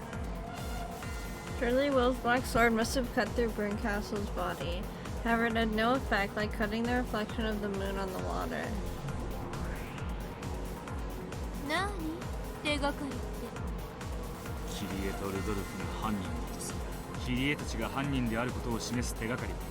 あるわけないじゃない。あったとしても島は丸ごと吹っ飛んだんだし。つまり手がかりなしってわけ。ならばそれはミステリーじゃねえ。ファンタジーだ。はあ。It's impossible for an unprovable truth to become a truth in the human world. In other words, even if the actual truth cannot cross the boundary of the cat box. 真実を猫箱に閉じ込めようというに。それがミステリーの戦い方なの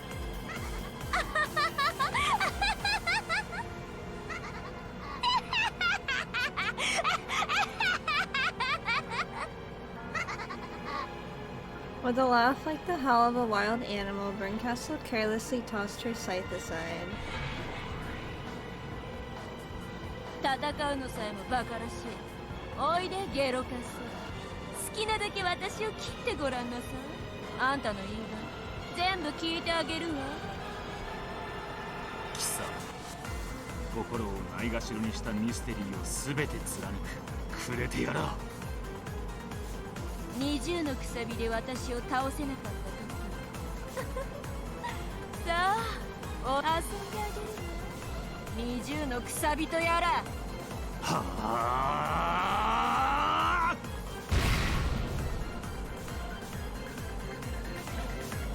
That was cool.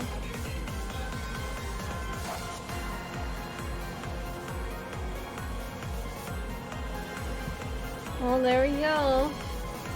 That's the end of the tea party. Poor Natsuki. And Jessica. So many sandwiches. Also, OMG at the one where everyone is bribed but Battler. That was so funny.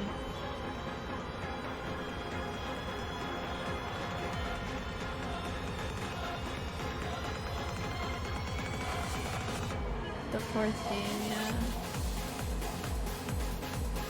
Fourth game was Maria's game.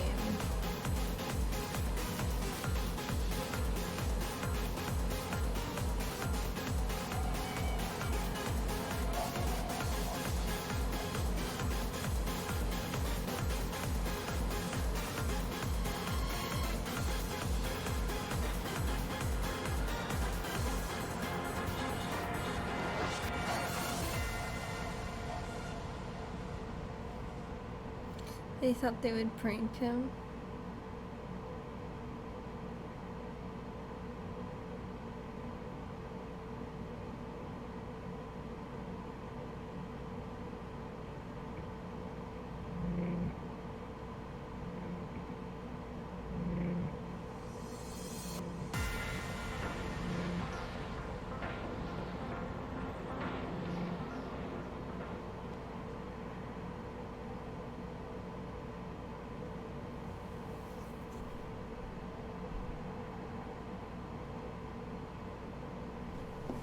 Trying to ignore the incredible pain in the chest, Leon kept on running and running without stopping.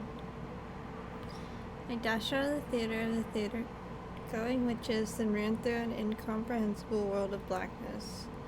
Before I knew it, I was running through a place that looked like a sea of stars, or maybe the bottom of the ocean with stars scattered around. I think I might pause here. Save this for next time.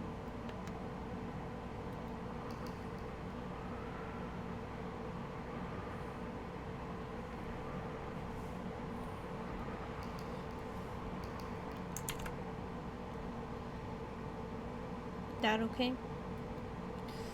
That okay with everyone?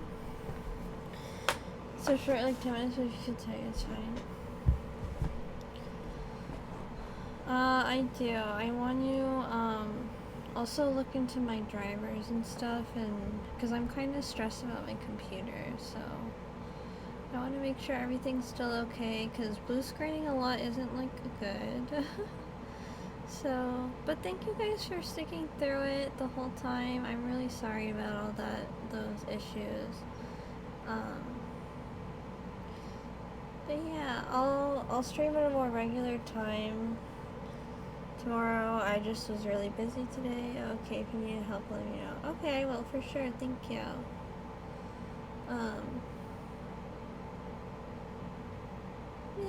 Yeah, I'm going to end here and look into that stuff. Maybe take a nappy. But thank you so much for watching. I really appreciate it. I hope you guys have a good rest of your day or night, whatever time it is for you. And take care. And I'll be here again soon.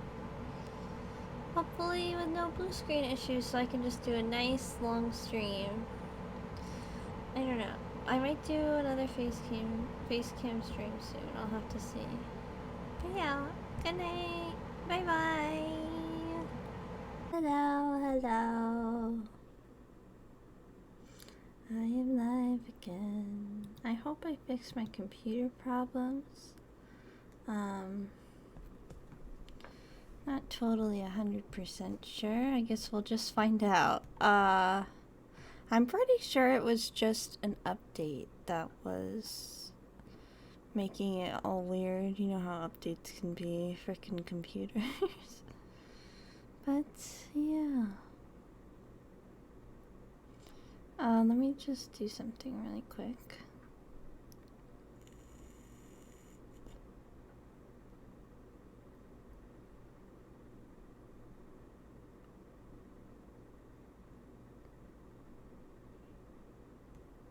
Okay, sorry. Yeah, hello. Hello, Golden Sorcerer. I hope you're doing well today. I'm just chilling myself. I love looking at my new gifts on the screen. It's so satisfying for me. Hope you're doing great. Oh, thank you. I am.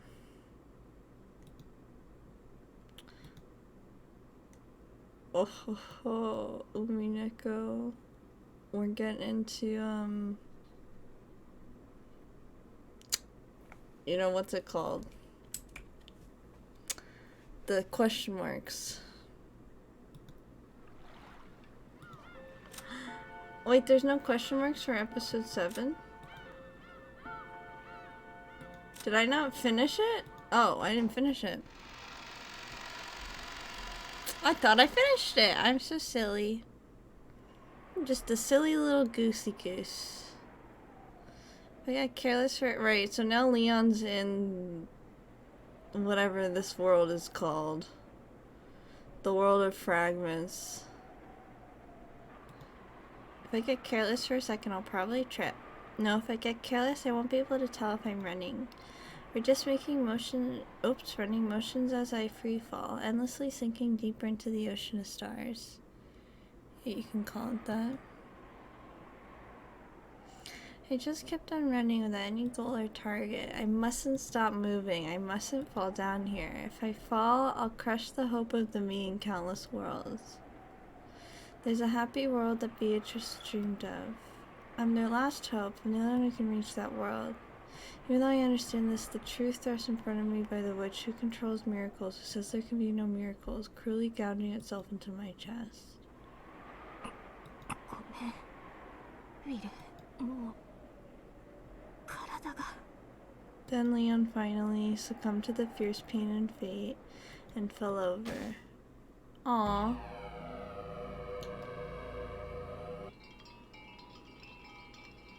Oh, that's so sweet of him. Oh my god, how am I so good? I'm in. What's up, Strange? You mean you're in the stream?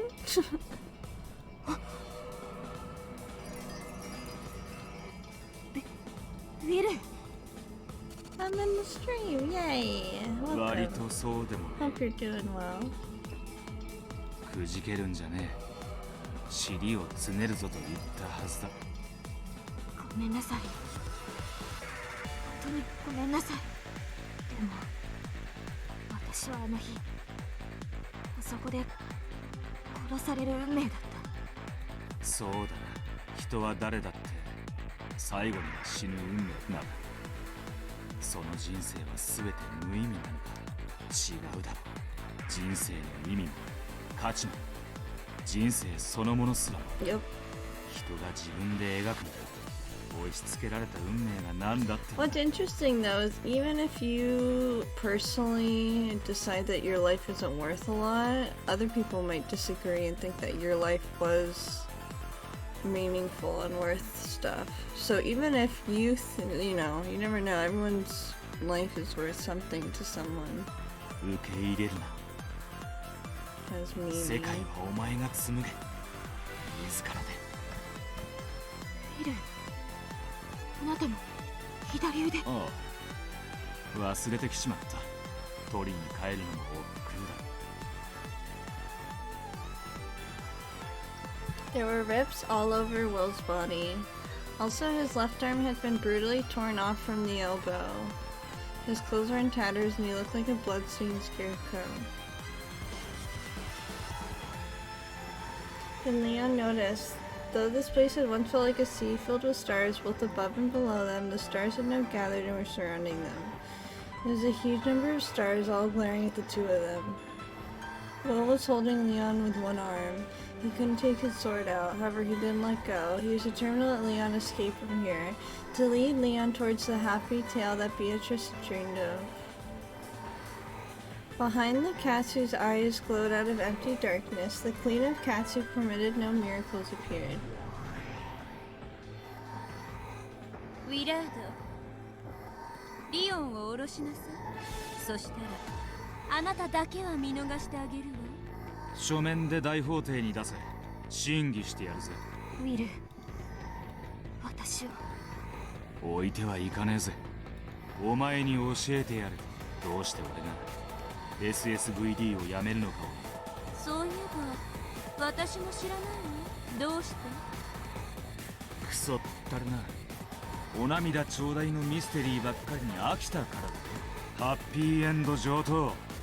逃げ延びてやるぜ。 That's cute. 俺が教えてやるんだ。 It reminds me of Higurashi a little bit. バッドエンドしかないと絶望して死んだベアトリーチェにハッピーエンドもありえるんだって。だから絶対にお前を降ろさねウィルえ。猫ども、左の二の腕もくれてやるぜ。欲しけりゃ両足もくれてやる。だがな、絶対にリオンだけは離さね Well, it's a little hot. Not gonna 俺が lie. え。張ってでもこいつをお前というバッドエンドから逃がしてやる。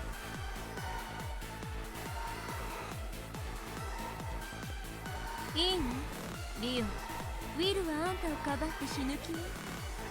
嫌でしょ？私なんか放って逃げてくださいってお言いなさいよ。ウィルおう、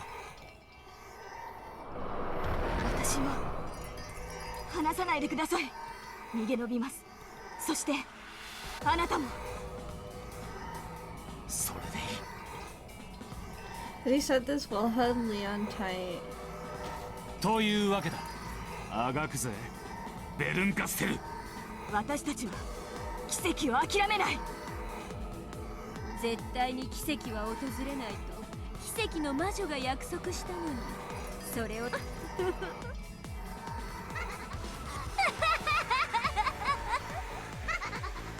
よなら。二人とも忘却の深淵で死すら迎えられずに誇りに降り積もられて消え去りなさい。さあ子猫たち、殺せとは命じないわ。その出番の終わった駒二つをお片付けなさい。 100 million, trillion, 10 quadrillion cats all bared their fangs. In the starry sky of cat eyes, countless flesh-colored mouths opened, exposing countless teeth. The world was wrapped in flesh and blood and fangs.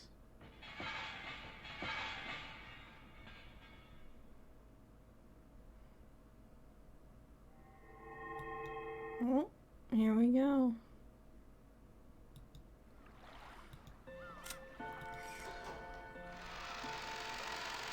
What? Is not working?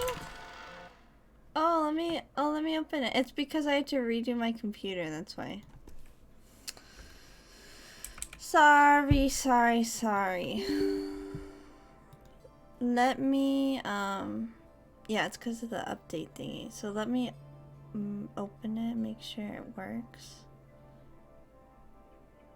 I'll let you know when you can try again.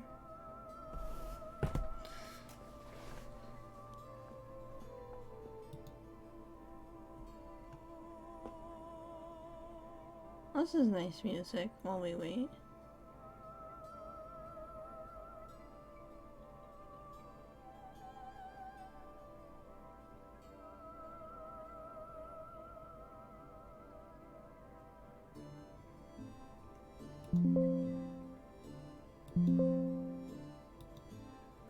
Sorry about that. 1 second.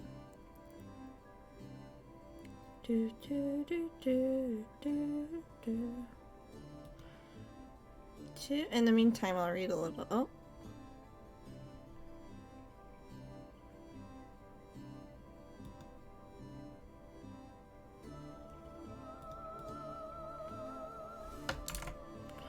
Wait, I got exited out. Uh-oh.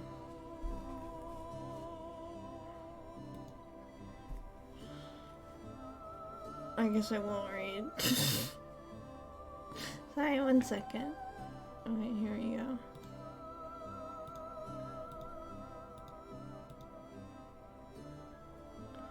Okay, try it now.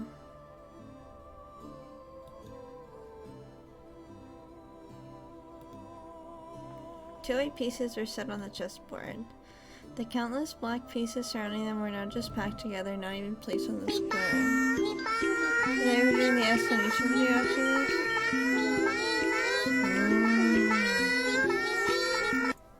Yeah, we can do that. I totally forgot about that.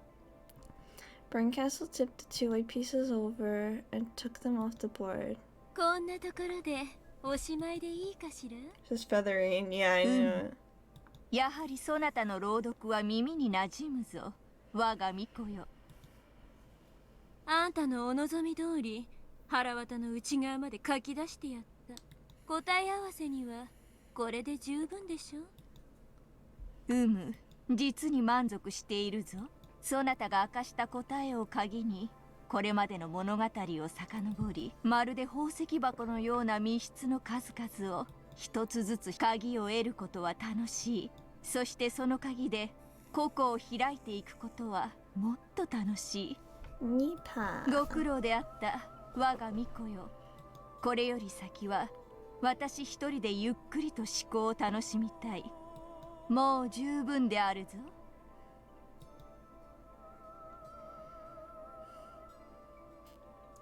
The witch of theater going sat back in her rocking chair, satisfied. Pardon me. Satisfied smile on her face as though enjoying a pleasant aftertaste. There was no need for a game board anymore. She just had to go back in her mind through the whole set of tales and check whether her theory was right or not. It seemed to leave her pleasantly drunk even better than the most expensive wine. 私はこれで用済みかしら。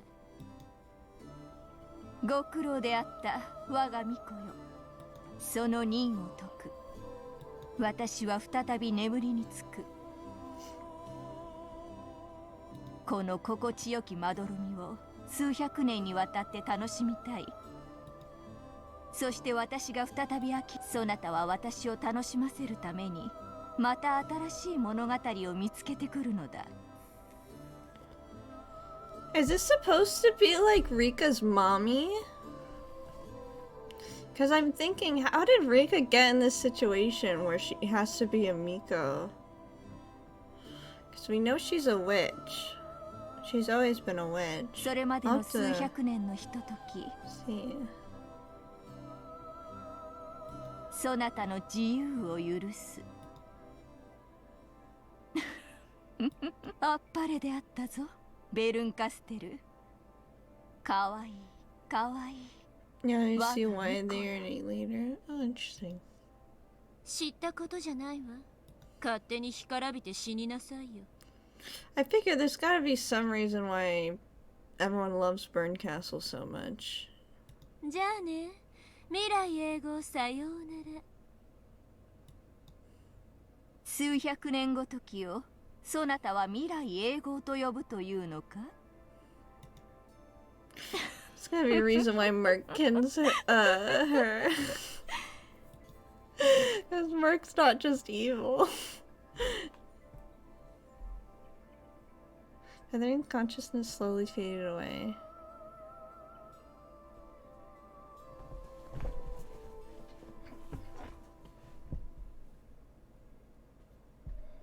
As the owner of the steady slumber grew deeper, the lights about the room slowly darkened. 永遠におやすみ、アウアウローラ。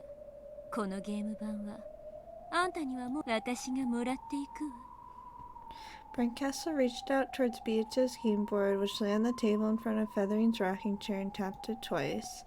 The game board and the pieces flew into the air, folded up, and put themselves away, then landed on Brandcastle's outstretched right hand.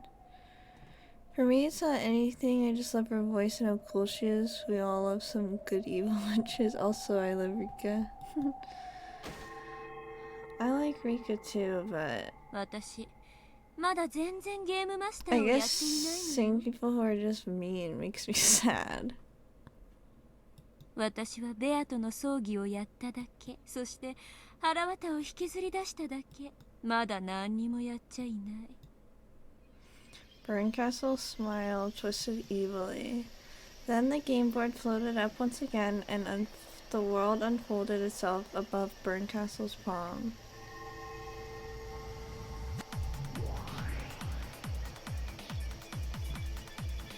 さあ、ベアとのゲーム版の駒たち。私を最高に楽しませる最高に残虐な物語を紡がせおののきなさい。約束された絶対の運命を。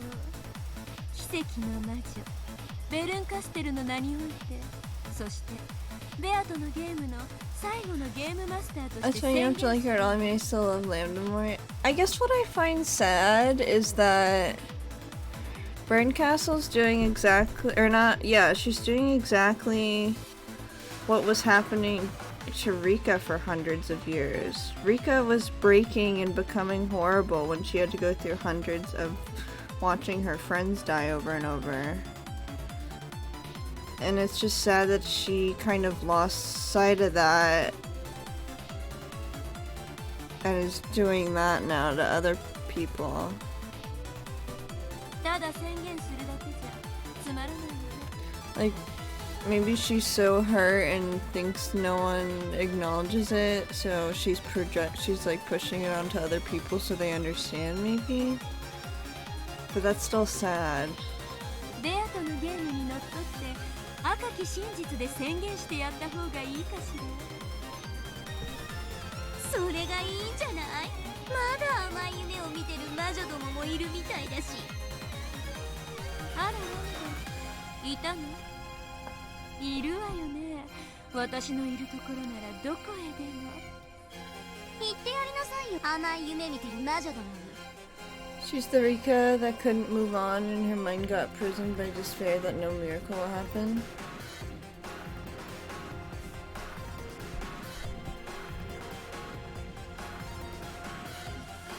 I thought she was the Rika that happened after. Oh, so this is the Rika that lost? Like, so this Rika never. Hi, Jeremy. I hope you're doing well. This Rika never saw her friends get out of that. Is that what you're saying? Because I mean, that would make a bit more sense. Yeah. Oh, I didn't know that. I thought this was literally Rika after that happened because she's a witch.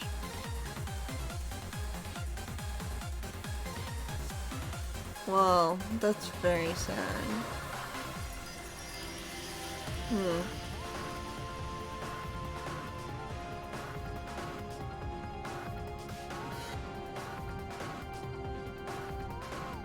Did Satoko become a witch to accompany her or something? That's just a theory though, no one can confirm it, but most of us think that. そうするわ。奇跡の魔女として、そして最後のゲームマスターとして最後のゲームを宣言するわ。そして約束する。このゲームにハッピーエンドは与えない。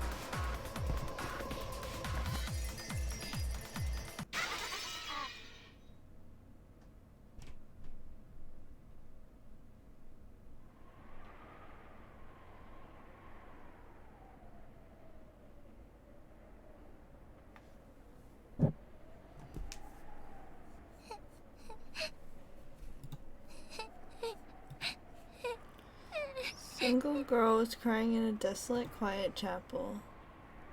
She was a small girl, only 6 years old. The girl who, for 12 years starting now, lament the fact that she wasn't on this island during October 4th, 5th in 1986. Oh, poor Angie.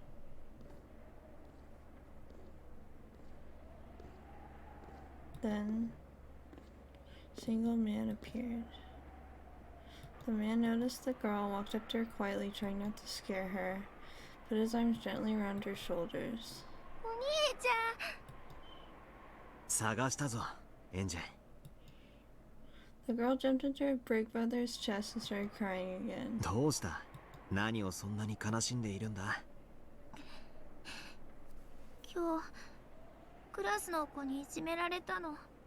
テレビでお母さんは悪い人たちとつながりがあったって。だからうちのお父さんとお母さんが犯人でみんなを殺したんだろうって。エバおばさんにそんなことないよねって聞いたのに、お父さんとお母さんは悪くなんかないよね。ねえ。かわいそうにみんながあの島であの日何があったのかをそこにお座り。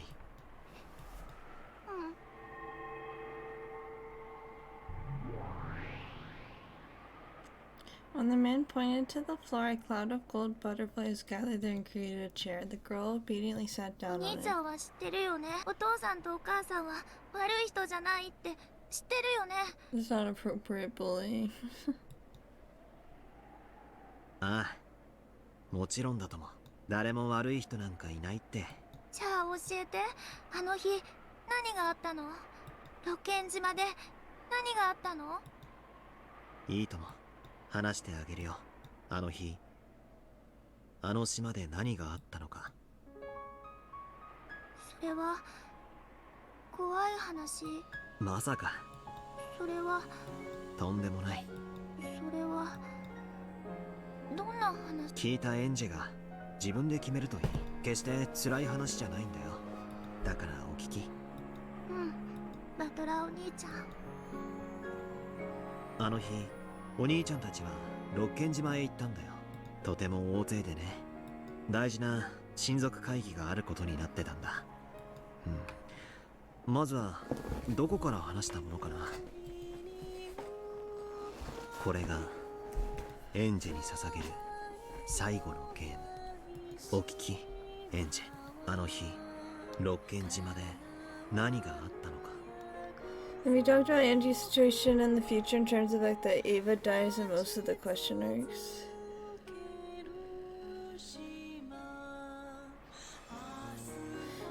Isn't it because in the true route Ava survives? Or is that only because the true route isn't the third game?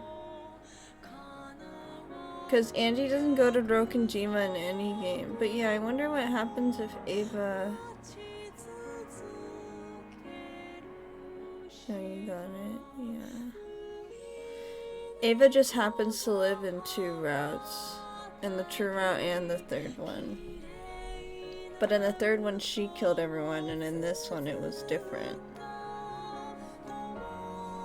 これは辛い話でも悲しい But we 話で haven't もない。 necessarily seen the true route. Didn't they say it was true in red though? The game kinda tricks you into thinking Angie future stuff follows the third game, but only the fact is that Ava came back. Well, we've seen the true route with Kirie going psycho. This is the questions. I guess we're going into the 8th chapter now. Well, I guess we'll watch the explanation video. Oh, did I miss some content? Yeah, I think you might have. That was just the question marks.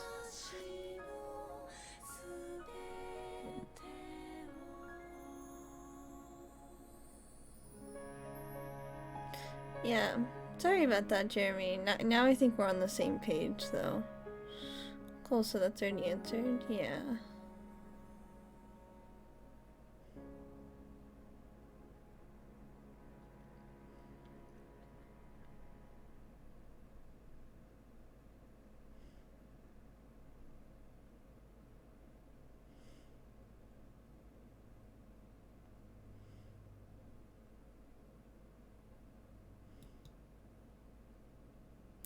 By the way, here's a silly fact. Ooh, what is it?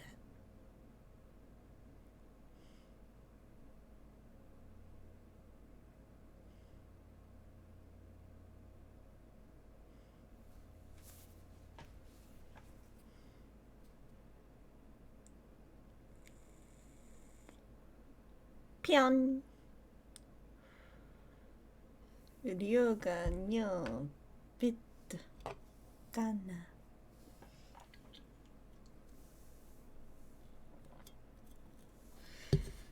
You want the video now? Yeah, let's do the video now. Thank you, Golden Sorcerer. As I mentioned before, I was reading Umineko as it came out, so I read a lot of people's theories at the time. The super smarties had figured out that Jan and Cam were the same person during the question arcs, but they had no name for that person, so it goes canon. That's funny. How'd they figure out they were the same person?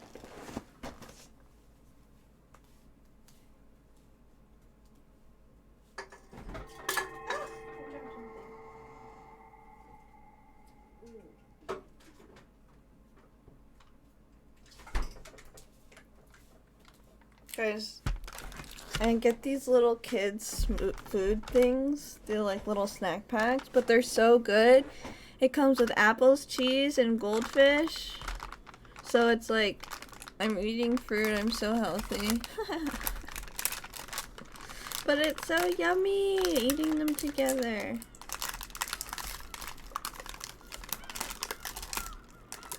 Oh, this is a cute background.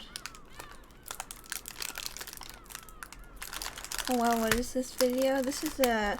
So basically... Okay, so you know the allusions to illusions part, Jeremy, where Will basically debunks everything? Well, we read that part in the manga.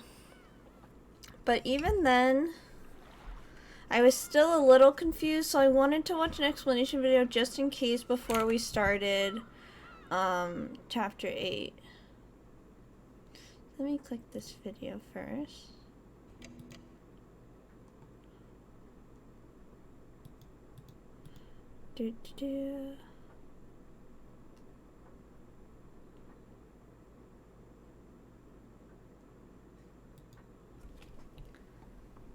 Probably understood the detective's authority and known as Battler never saw them at the same time. Oh. They're known as Shakan interest. Didn't even get it when Shin started glitching out the beginning of Act 7. I only stood after Shin showed up in Claire's story being 16 years old 10 years ago. I think I noticed her age, but I didn't understand why. I was just like, why is it like this? So at least I saw that. Claire's story being 16 years old 10 days ago, and Claire's given a different room other than the girls. Yeah. The answers to the 4 games of Pieto. Okay, you don't need to know the solutions, but they're pretty clever. So did you figure it out? Oh, yeah, I did. It took a lot. There's a highlight I made of me raging because everyone was trying to, they kept saying I was close, and that kept, oh my god, that was driving me insane. I was like, what do you mean I'm close? How am I close? What does that even mean? What do you mean, like, because I was, but I figured out that, like, I was like, I wasn't like raging at them. I was raging at the fact that I couldn't understand. But yeah, I finally connected the dots of Shannon, Cannon, Yasu being the same person, which was pretty crazy. Yeah, the clips on the Discord. I also put a highlight on Twitch, I think. There should be a clip here. But yeah, I was getting really mad. One of my favorites is one of the first mysteries, how Shannon died in the first Twilight of the first game when Cannon was still around for much longer. Yeah. But yeah, it's because frickin' Hideyoshi was bribed to be like, don't fucking look at her face. Don't look at her face. Don't you look at her face. You don't need to look at her face. That's crazy that he did that to his own son for money. Isn't that insane? Anyways, let me, I mean, it's just sad.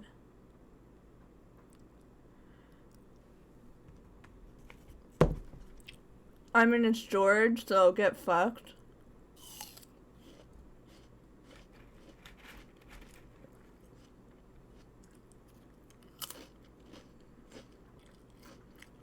I reread the scene where Battler runs in and implies there's a 6th corpse but never says it.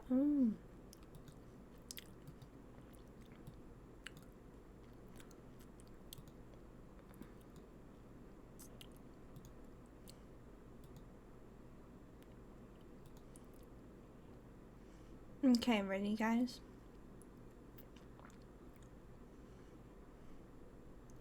We'll watch a video so I can understand more.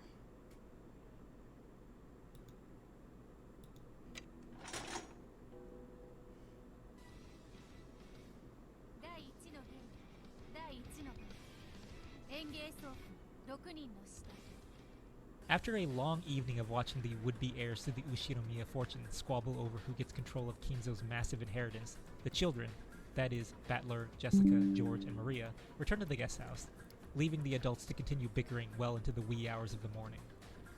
Natsuhi, weary of the argument and having been taunted mercilessly by Ava... Wait, hold on, I need to read... Okay, I'm gonna be honest, I was spacing out. I need to redo this, because I was thinking about the... I need to reread this. Watch this already.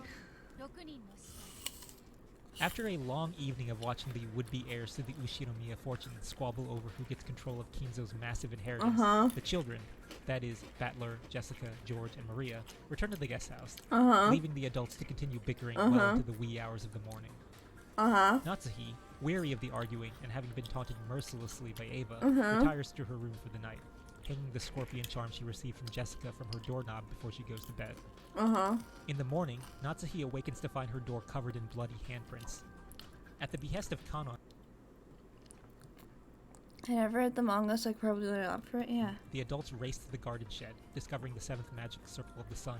Oh yeah, Kanon was like, get the fuck they over open there. the shutter to find 6 corpses within. The bodies of Kraus, Rudolph, Rosa, Kyrie, Shannon, and Goda, their faces all horribly mutilated. There is only one red truth for this murder, confirming the identities of any unidentified corpses. The killer is Sayo Yasuda, with the accomplices being the servants, as well as Eva and Hideyoshi, who were bribed by Yasu at some point before the first Twilight. Yasu's first intended victim is Natsuhi, but because of the scorpion charm on her door, Yasu is unable to enter because it would compromise the legend of the Golden Witch, thus rendering it impossible to pin the murders on Beatrice. Yasu instead takes advantage of the opportunity to reinforce the legend by splattering handprints on Natsuhi's door. Yasu then proceeds to the dining hall, where several of the adults are still gathered, and summarily executes them all, in addition to Goda, and moves their corpses to the garden shed. When the bodies are discovered in the morning, Shannon's corpse is only directly observed by Hideyoshi and Kanon, both of whom are accomplices, and the only direct testimony identifying the body is from Hideyoshi, which is, of course, a lie, as Kanon is still among the survivors. Claire confirms that the possibility that George may have insisted on seeing Shannon's body himself was an intentional risk taken by Yasu. The corpse that cannot return to Earth returns to illusions, refers to Shannon's body being a lie. The most crucial element of this introductory murder, though not made clear to the reader at this point, is the concept of unreliable narration, that is, the deliberate misidentification of Shannon's corpse by Hideyoshi. The fact that testimony from an accomplice's perspective is shown to the reader to be genuine serves as the deceptive foundation for the vast majority of Umineko's puzzles going forward.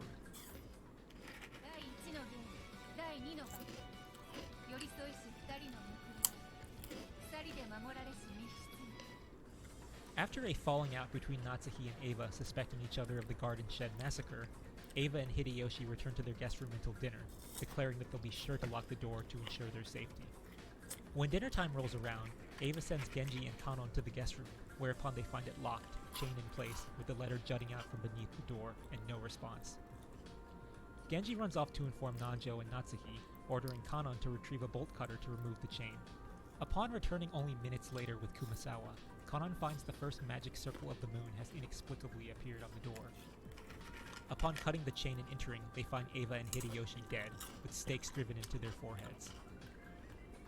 The Red Truth serves two purposes: to confirm that the deaths were homicides, and that they were carried out from within the room. The killer is Sayo Yasuda. Yasu, as Kanon, convinces Eva or Hideyoshi to unlock the door, as there is no reason for either of them to distrust him. Yasu then enters, kills them, arranges their bodies, then orders Genji to cut the chain and falsely corroborate that it had been set when they first arrived at the room. Beatrice's letter could have been placed at any time by either of them, and similarly, the symbol could have been drawn on the door at any time. A chain of illusions can only trap illusions refers to the chain being set purely by the testimony of Kanon, Genji, and Kumasawa, all of whom were accomplices.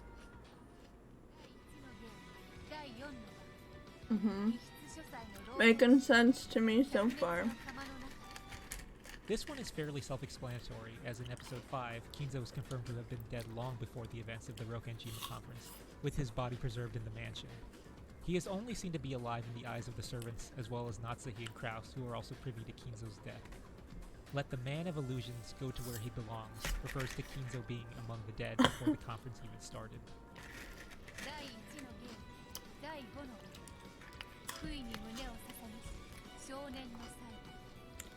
Lured by a foul stench emanating from the basement, as well as the sound of a door closing, Kanon rushes to investigate the boiler room, where he spots a shimmering golden butterfly, indicating the presence of the Golden Witch, Beatrice. Challenging the witch to show herself, Kanon is impaled by a stake which materializes out of nowhere, slicing through the darkness and striking him in the chest. In a fit of rage, he pulls out the stake and collapses, bleeding out on the boiler room floor, where he is found by the rest of the survivors. The Red Truth confirms the alibis of all survivors, as well as the fact that Kanon neither died by his own hand nor in an accident. As Kanon's identity is that of the mastermind, Sayo Yasuda, this entire incident is a fabrication. Kanon fakes his injury through the use of good old-fashioned fake blood, and coordinates with Dr. Nanjo beforehand to ensure that Nanjo is in charge of tending to Kanon's wounds, and proceeds to give a false account of his death to the survivors. The witch and stake of illusions can pierce not but illusions refers to Kanon's death being a lie, something corroborated by the Red Truths, as none of them ever confirmed that Kanon is actually dead. This is the first murder to double down on false testimony, by showing supernatural elements as the direct cause of the murder, something that frequently recurs with future cases. As far as fair play challenges go, this is by far the fairest shenaniganry to see through if you are industriously playing detective. In fact, simply reaching the conclusion that the Red Truths don't ever confirm Kanon's death would give you a pretty solid suspect for the mastermind for the remainder of the game.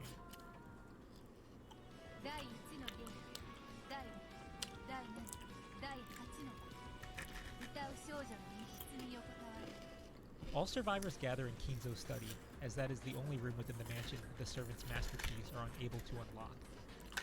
While Jessica, Battler, George, and Natsuki are examining the portrait of Beatrice, Maria draws their attention to a letter which has appeared seemingly out of nowhere on the table behind them. Natsuki, suspicious of everyone aside from those gathered around the portrait, kicks Genji, Kumasawa, Nanjo, and Maria out of the study. Battler leaves Maria with the scorpion charm before she leaves. Time passes and the phone in the study suddenly rings, shocking everyone as they believed all the phone lines to have been cut. From the receiver comes Maria's voice, singing along to a haunting melody. The four of them immediately rush to the parlor, where they are greeted with a nightmarish and spine-chilling crime scene. Genji, Kumasawa, and Nanjo all dead, impaled with stakes, with Maria facing the wall, singing calmly to herself. The Red Truth serves to absolve Maria and the three victims of carrying out the crime, and confirm that the deaths were indeed homicides. The killer is Sayo Yasuda, who enters the room under the guise of Beatrice and instructs Maria to face the wall and fabricate a story about the room being locked when asked. Yasu then kills the three servants, sparing Maria to keep the story of the scorpion charm consistent, and places the call to the study, holding the receiver next to Maria. Yasu could have entered and left at any time using either Kanon or Shannon's master key to unlock and relock the door. Illusions are the blind girl's song. Illusions of a closed room suggests that Yasu, as Beatrice, convinced Maria to lie on her behalf, once again creating a room locked by testimony alone. To round out the first game board, Natsuki is lured out to the mansion's foyer in front of the Golden Beatrice portrait by a letter challenging her to one final face-off. Natsuki raises her gun at an unknown figure, shown to the reader as a silhouette of the Golden Witch herself. A gunshot rings out throughout the mansion, and as Battler, George, and Jessica race to the scene, they find Natsuki's body, crumpled on the floor, a fresh, fatal bullet wound in the middle of her forehead. The Red Truth confirms that Natsuki was indeed shot and killed by an unknown perpetrator, despite there being no survivors aside from those with ironclad alibis. Unbeknownst to Natsuki, the gun that she'd been carrying and brandishing for the majority of the day had been emptied beforehand, containing only traces of gunpowder and no bullets.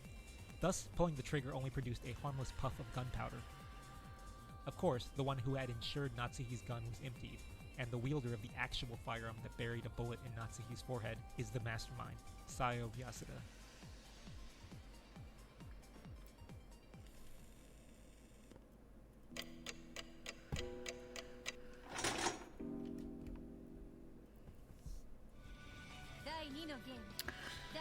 Okay, makes sense to me so far.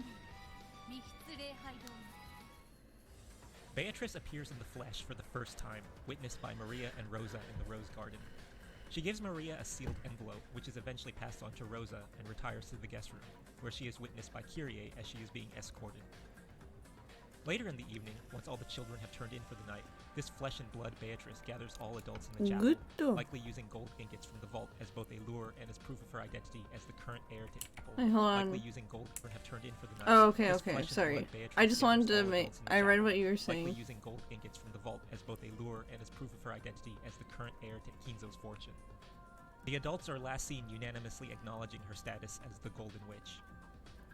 The following morning, Genji awakens Rosa and informs her that the rest of the adults are missing, and that the chapel door is locked and bears the seventh circle of the sun, the same mysterious symbol from the previous game board. Shannon was directed to the chapel by a letter found in the dining hall earlier in the morning. Rosa was awakened as the only key that will unlock the chapel is in her possession, sealed in the envelope given to Maria by Beatrice on the previous day. Upon unlocking the chapel, they are greeted by another sickeningly skin-crawling spectacle. A feast of the damned, if you will. Kraus, Natsuki, Eva, Hideyoshi, Rudolph, and Kyrie, all dead around a dining table, with their innards exposed and spilling out all over the floor. Since this is an absurd amount of red truths, I'll condense things a bit. They confirm that the deaths were homicides, that the chapel can only be opened with the chapel key, and that once Rosa took the envelope containing the chapel key from Maria, she had held possession of it ever since. The killer is Sayo Yasuda, with Rosa acting as the primary accomplice, likely bribed by Yasu's gold. Rosa's accomplice status is hinted at early on as she perceives Beatrice performing magic and testifies as much to the rest of the adults. Oh, okay. Yasu, appearing in person disguised as Beatrice, invites all the adults to the chapel, where she has everyone partake in a celebratory toast, with drinks that had been laced with a lethal poison from Nanjo's medical supplies, save for, of course, Rosa. None of the Red Truths ever confirmed the chapel door to be locked, instead exasperatingly confirming the qualities of the chapel door if it were locked. As Rosa, Genji, Kanon, and Shannon are all accomplices, their accounts of the morning after are not but a fabrication. It's true that the key and the envelope never left Rosa's hands from the moment she received them, but since the chapel door was never locked to begin with, the key is itself completely irrelevant. The gold truth locks the lock of illusions is fairly self-explanatory.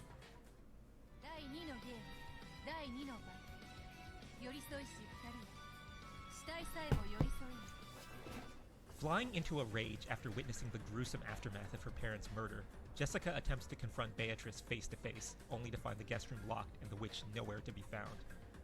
Kanon consoles Jessica and offers to look after her himself, taking her back to her room. An extended magical showdown between Kanon and Beatrice breaks out, ending in Kanon and Jessica's demise. The survivors, led by a now armed Rosa, hold an impromptu all-hands, only to find Jessica and Kanon missing. They rush to Jessica's room only to find it locked and the first magic circle of the moon drawn on the door. Upon using a master key to unlock the door, they find Jessica's body on the floor with a stake buried in her back. Since Jessica's room key is also in the room, only the servants, all of whom hold their own copy of the master key, could have carried out the murder. Kanon's master key is found in Jessica's pocket, with Kanon himself nowhere to be found. The Red Truth confirms Jessica and Kanon's death in Jessica's room, as well as the fact that the only way to lock the door is either with Jessica's key or with one of the servants' master keys. The killer is Sayo Yasuda, acting under the guise of Kanon. Kanon kills Jessica, then Yasu wills her Kanon persona out of existence completely, causing him to be considered killed off. Yasu then places Kanon's master key inside Jessica's pocket and leaves the room. Any of the servants, including Yasu, could have locked the door from the outside using their own master key. Yasu, of course, possesses two master keys, one for Shannon and one for Kanon, so leaving one of them behind with Jessica is a non-issue. Illusions who have fulfilled their role do not even leave a corpse behind, refers to Kanon's existence being incorporeal, as he is merely a persona of Yasu, thus his death leaves behind no trace.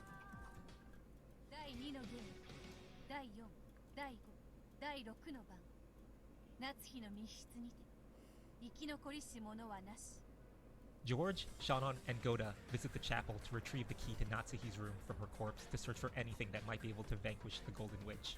Wait, hold on, let me go back for a second.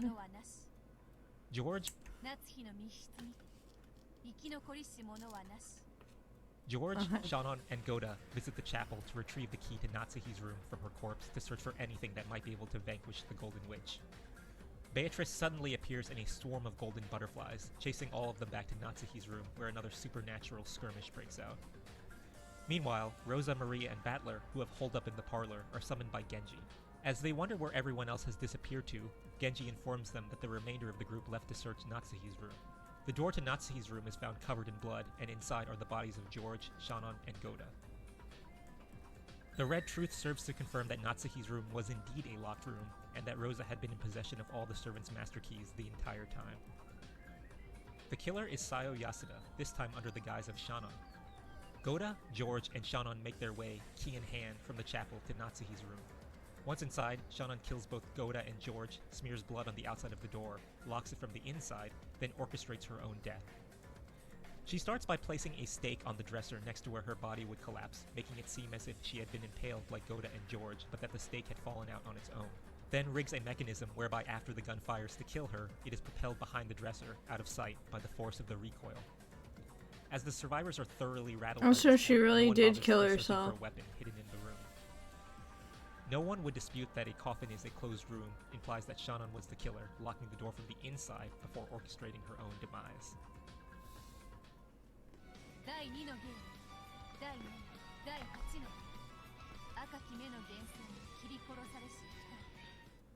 For the final murders of the second game board, earlier on in the night, Kumasawa and Nanjo are seen by Genji and Goda to be killed in the servants' quarters by Kanon, who has seemingly risen from the dead. Once the rest of the survivors are informed, they race to the servants' quarters, only to find telltale bloodstains, with the bodies nowhere to be found. When Genji summons Rosa, Maria, and Battler from the parlor, he reports that he's found Nanjo and Kumasawa's bodies, which have mysteriously turned up in the courtyard. There are a smattering of red truths which accompany this murder, but none of them confirm that Kumasawa and Nanjo were actually killed in the servants' quarters. No illusion can create a corpse refers to the fact that they were not killed by the seemingly reanimated canon, as that entire story was a fabrication agreed upon beforehand by the servants. Instead, the two were killed by Genji. Genji is privy to the true nature of Yasu's game, thus he is instructed to dispatch both Kumasawa and Nanjo on Yasu's behalf. As the servants have no alibis, Genji could have killed them at any time they were out of sight of Rosa's group.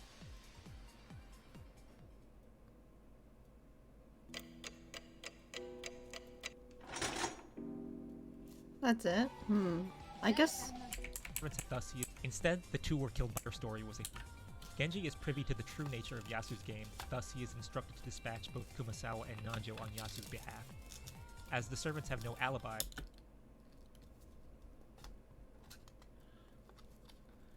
How does the rest of that game go? Genji's there.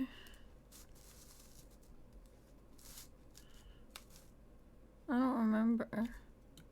Genji could have killed them at any time they were out of sight of Rosa's group.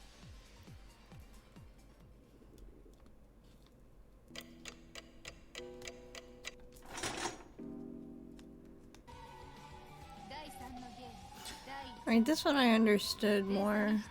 At least this circle puzzle with the The adults cannon. spend all night arguing in the dining room, as usual, additionally discussing the possible existence of a 19th person on the island, Kinzo's unseen mistress, Beatrice. The following morning, they find an awful stench permeating the mansion, emanating from the boiler room. A call for the servants yields no reply, and a search of the mansion reveals several doors around the mansion to be locked, bearing the 7th circle symbol. An inspection of the master key box reveals that only the keys to each of the sealed rooms are missing. Rudolph breaks into one of the locked rooms, the parlor, from the outside window and discovers Shannon's body impaled with a stake with an envelope next to her. Inside the envelope is the key to the 2nd floor guest room. The guest room contains Kumasawa's body with an envelope containing a key to the 3rd floor waiting room. The waiting room contains Goda's body with a key to the 2nd floor VIP guest room. That room contains Genji's body with a key to the boiler room where Kinzo's charred corpse is found, alongside a key to the chapel. Finally, inside the chapel lies Kanan's body with a key to the parlor, creating a deranged and Me neither, but yeah, Genji's the most loyal. He kills them still based on Yasu's order even after she is dead. Yeah. ostentatious topological nightmare, a closed loop composed of an interconnection of 6 closed rooms. The red truth confirms the nature of the locked room circle configuration, and the fact that each servant was in possession of their own master key when found. Battler's initial theory, which Beatrice is convinced to not refute, is that the culprit killed all the servants, then fell victim to one of their own traps and perished in an accident. However, this ends up being far from the truth. Sometime in the night, Yasu kills Genji, Goda, and Kumasawa, moving their corpses to the rooms where they are eventually found, and locking the doors with one of their 2 master keys. Yasu then adopts the guise of Shannon and fakes her death in the parlor, locking the door from the inside, having coordinated with Nanjo beforehand as usual to ensure that he is the only one to examine her body. Additionally, Yasu deliberately places Shannon in the parlor to ensure that she is the first corpse discovered, as the parlor is easily accessible from a 1st floor window, whereas all the other rooms are located on higher floors and thus nowhere near as accessible from the outside. I was wondering This gives how Yasu she ample time to knew change into the guise of that. Kanon, run to the chapel, lock it from the inside, and play the part Wondering of how Kanon's she knew corpse. they'd discover Shannon As in the second first. game board, the key to this trick lies with Yasu killing off both the Shannon and Kanon personas once they are no longer needed. In the closed room ring, the end and the beginning overlap, refers to Yasu playing the part of both Kanon and Shannon to begin and end the cycle of the 6 locked rooms. Since Eva successfully solves the epitaph after this point, Yasu's plan is crucially diverted from its traditional course, though Yasu remains present and plays a minor role going forward in the scenario. Because it's left ambiguous as to whether or not Yasu knows that Eva had successfully laid claim to the inheritance, it's quite difficult to figure out what Yasu's motives are for any of the actions carried out by their hand going forward. As an example, the stakes that end up implanted in any of the corpses are generally agreed to be the work of Yasu, without any clear explanation as to why, though a common theory points to Yasu's desire to stay the course of the epitaph due to the lack of awareness of it having been solved by Eva. This part makes no sense to me. Surely Nanjo would notice that the others were actually dead. Was he willing to notice it? Yeah, Nanjo's been in on it for most of it. Yeah, Nanjo's been an accomplice for most of them.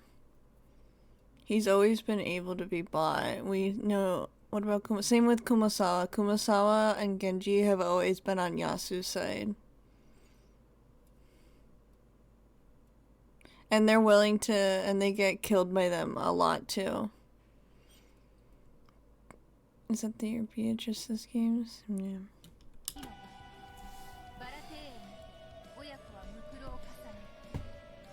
After Ava successfully solves the epitaph, making her the rightful heir to Kinzo's inheritance, she is confronted by Rosa, who arrives mere minutes later after solving the epitaph herself. The two quarrel over splitting the inheritance, but ultimately call a momentary truce. Sometime later, Ava, claiming to be stricken with fever, retires to her room with Hideyoshi, while Rosa and Maria head out to the Rose Garden in search of Maria's missing rose. The fantasy interpretation sees them both brutally and sadistically murdered by Ava Beatrice, and their bodies are later found in the Rose Garden. Genji, I get, but Kuma-san being willing to murder feels a little far-fetched. Sometimes before Sayu entered the VIP room, Sayu threw bottles of messages into the ocean and shined Maria. Oh yeah, I remember yeah. Yep. I remember she always throws the bottles. She didn't kill, but she likes what thing. Yeah. Kumasawa doesn't kill, but Genji does. Kumasawa lies though, and will go a lot. Well, like if Beato is like, Kumasawa, go to this room, Kumasawa's gonna go to that room, and then she might get killed there, but she doesn't realize it at the time. Or maybe she does and she still does it, but... No falsehoods in their final moments as told reveals that the fantasy interpretation is an almost one-for-one interpretation of the actual events, with Ava confronting Rosa in the Rose Garden, likely to resume the dispute about the rightful owner of Kinzo's inheritance. An altercation breaks out, and Rosa ends up impaled on the fence, either by accident or as part of a struggle with Ava. Maria is then strangled to death by Ava as a witness. Damn.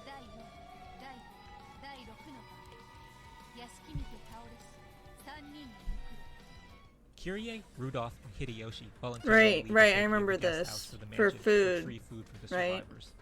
The fantasy interpretation is that they are all ambushed and killed by Ava Beatrice, the Seven Stakes, and the Chiester sisters in the mansion's foyer. No falsehoods in their final moments as told implies, once again, that the fantasy interpretation matches the actual sequence of events. The killer is either Ava or Hideyoshi. As evidenced by the Red Truce, Kyrie and Rudolph's desire to visit the mansion was a ruse to corner Hideyoshi alone. Kyrie is suspicious of Ava's alibi due to the fresh cigarette remains in the ashtray, implying that Ava, who can't stand smoke, had not remained in her room the entire time Rosa and Maria were in the Rose Garden as she had claimed, and that Hideyoshi was covering for her. Thus, Kyrie decides to take matters into her own hands by confronting Hideyoshi at the mansion. Upon reaching the mansion's foyer, Rudolph and Kyrie are attacked by Ava and Hideyoshi and fight back in their dying moments, dealing a fatal injury to Hideyoshi, who shields Ava from Kyrie's final parting gift. This is likely why Ava specifically calls for Dr. Nanjo upon returning to the guest house when rallying the survivors to the mansion.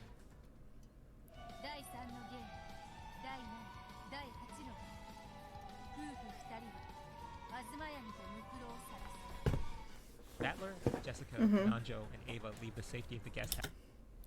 No wonder it's such hard mysteries. Half the characters are accomplices. I think we'll get more explanation of the message bottles and eat, so it's fine for now. Well, no, we've seen stuff about them anyways. In search of Jessica's parents. They find Natsuhi and Kraus strangled to death and impaled in the courtyard. Right.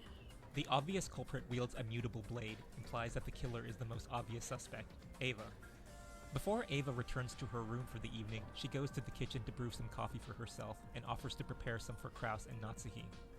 Ava laces the coffee with either Rosa's sedatives, which she uses to quell Maria's tantrums, or tranquilizers from Najo's medical supplies, causing Kraus and Natsuhi to fall Yeah, but there's more. unconscious, making them easy targets for strangulation. This brings us to Episode 3's endgame. Proceeding into the mansion, the survivors find a freshly painted sequence of numbers on the door to the parlor. Barging into the room, they find George's body on the ground, next to Shannon. Later, an altercation breaks out between Jessica and Ava, with Jessica blaming Ava for the death of her parents, ending with Ava's gun inadvertently firing and temporarily blinding Jessica. Nanju treats Jessica, but is confronted by Ava Beatrice, who kills him on the spot. The killer for these two murders is Sayo Yasuda. Yasu easily lures George to the parlor under the guise of Shannon, who, to him, had seemingly risen from the dead, and kills him. Yasu then returns to playing the part of Shannon's corpse in the parlor. Once Nanjo tends to Jessica, Yasu confronts, shoots, and kills Nanjo, with the mystery surrounding his death serving as the final battle between Eva Beatrice and Battler to round out the scenario.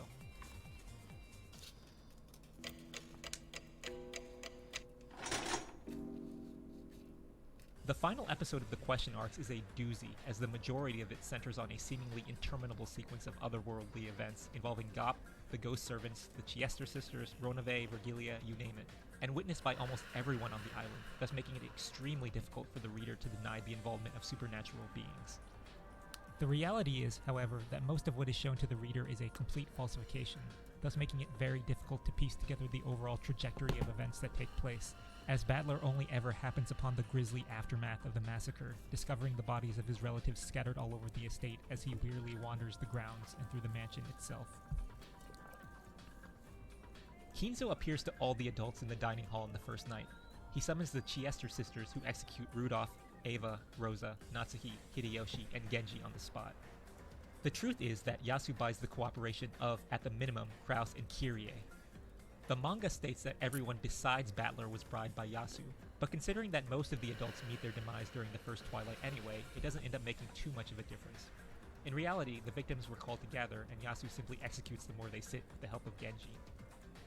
It is likely that the so-called survivors of the dining room massacre were never actually present, and were thus ignorant to the true nature of Yasu's plan.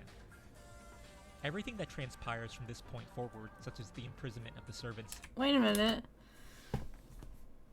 Oh, so Shannon and Kin here, this wasn't... Oh, so they weren't really in some... locked up? This is like... This just means they weren't present? Yeah, okay. Everything that transpires from this point forward, such as the imprisonment of the servants, Kyrie and Kraus, and their subsequent nail-bitingly suspenseful escape sequence, is a complete fabrication. Well, I just want to make sure. Jessica and George are confronted one-on-one by Yasu, acting as both Kanon and Shannon. Wait, hold on, let me go back. Their subsequent nail-bitingly point forward, such as the imprisonment of the servants, Kyrie and Kraus, and their subsequent nail-bitingly suspenseful escape sequence, is a complete fabrication. Okay. Jessica and George are confronted one-on-one by Yasu, acting as both Kanon and Shannon. George is summoned to the Rose Garden, where he is killed by Yasu as Shannon, and Jessica is killed in her room by Yasu as Kanon. Damn. Before Jessica is executed, Kanon has her place a call to Battler and fabricate the fantastical testimony about the killers being demons. Yasu then proceeds to kill off both Kanon and Shannon as personas, then has her place a call to Battler and fabricate the fantastical testimony about the killers being demons. Yasu then proceeds to kill off both Kanon and Shannon as personas, then confronts and kills Nanjo, Kraus, and Kyrie. Kyrie's final call to Battler is either under duress at gunpoint, or Kyrie acting in accordance with the murder mystery game script devised by Yasu. While this is all happening, Kumasawa and Goda have been locked up in the garden shed, holding the key to the shed's shutter from within.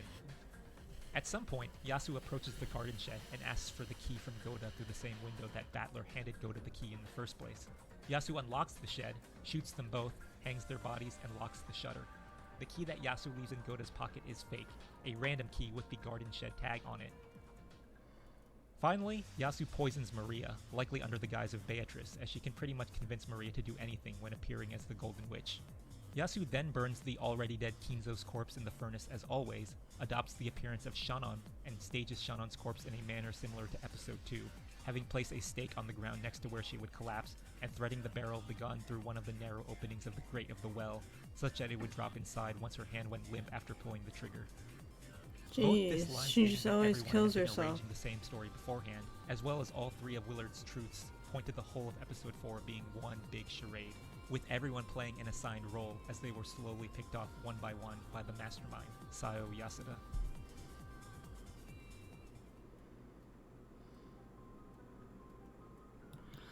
Well, pretty much understood everything, so that's good. So now that we go into episode 8, let me turn the volume down a little.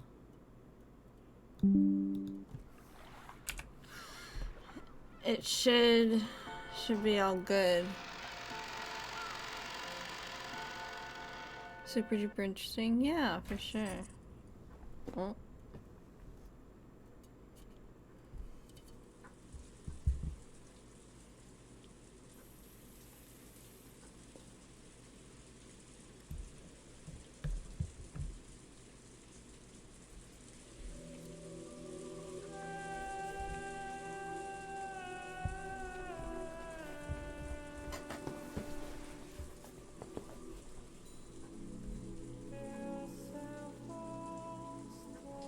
Two silhouettes could be seen in the chapel, big brother and little sister. The big brother who had never returned from that day 12 years ago in the past, and the little sister who waited all alone 12 years in the future. However, the big brother knew everything, understood everything, and the little sister knew nothing, understood nothing. So no matter how much time passed, the little sister remained as the girl she had been 12 years before. She remained a 6-year-old girl forever. Her sobs into his chest finally subsided. She quietly waited for his next words. After patting her head gently, the big brother fished around inside his shirt pocket. Then he took that out. いいかい、エンジェ。これを大事に持つんだ。これ何？鍵？ Butler took a large key attached to a necklace out of his pocket and held it up to Angie. It was large enough to cover his entire palm, and little Angie probably wouldn't be able to wrap around her hand all the way around it. The key glittered gold and had a beautiful, intricate design. Its weight alone made it clear that this key was something very important. Butler put the necklace around Angie's neck. これはエンジェだけの。何の鍵なの？ Oh my god, little Angie, we finally see her. She's so cute. Look at her. Aww. Poor little thing. Oh my god. It's crazy she comes from 2 spawns of Satan. 使うべき時はすぐ。かわいい。お持ち帰り。そしてエンジェが自分で決めるんだ。わかるね。Of course, she didn't have a clue what Butler was saying, but she did realize that he was telling her to take good care of this key. So Angie nodded, at least in response to that part. In her hand, the key felt heavy. However, now that it was around her neck, it felt as light as an ordinary necklace. How strange. さあ、行こうか。どこへ？ She's so small. Who the hell is your mother, Butler? I want to know that already. Who's your mommy? She'd been sure that her brother was about to sit down. After all, just a second ago he said he'd tell her what happened on Rokunjima that day. She'd expected him to tell her here. あの日、あの島で何があったのか。お兄ちゃんがそれを聞かせてくれるんじゃないの？聞かせるとも話してエンジェに聞かせる。でもそれはエンジェにはただ話を聞いているだけには。それはどういうこと？エンジェが本当に望んでいるのは So he does understand after あ all. の島であったことを知り What たいん happened じゃ on な that い。 island that day? Turning into that question was all I was capable of, so I wished for nothing more. But if I could, I'd want to go there. To that island on that day. To the Rokunjima on that day I couldn't go. To the Ushiromiya family mansion. To mom and dad. To all the cousins, all the relatives. And everyone else. I want to go back to that island on that day. So I remained the way I was on that day. My heart and soul stopped, stuck as these 6-year-olds forever. 帰りたいの。私は。分かってる。 Oops. お父さんとお母さん、お兄ちゃん、みんな、私はみんなのところへ帰りたい。だから招くことにしたんだ。え？お兄ちゃんはもうゲームマスターなんだ。ゲーム版の全てを知る者だけが。だから俺はエンジェをゲーム版へ招待。私をあの日の六軒島へ連れて行ってくれるの？ああ、エンジェを1986年の会えるの？みんなに。もちろん。私もう記憶もおぼろげでみんなの顔はっきりと思い出せないのに。すぐに思い出すさ。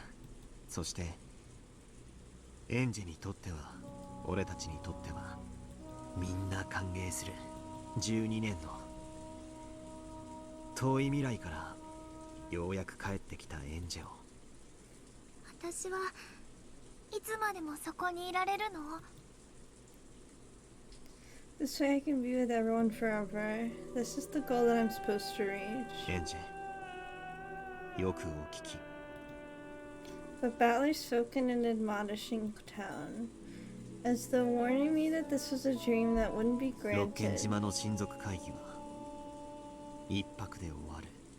あの日は台風だったから船の都合で2泊だったけれどね。それが過ぎたら私は島から帰らなくてはならないの？少し違う。それを決めるのもエンジェがそれを決める。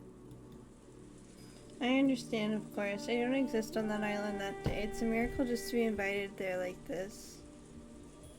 Just the 2 days before the typhoon passes. Just getting those 2 days to myself is already the sort of miracle that will never come again. If I'm greedy enough to ask for more, the faint miracle might vanish. Even though I thought this, my young heart, which was still 6 years old, wasn't satisfied with such a short-lived miracle. Then what about all of Angie's magic? Like, you know, when she was confronted by the evil Kirie's family and all those people, did she end up dying there?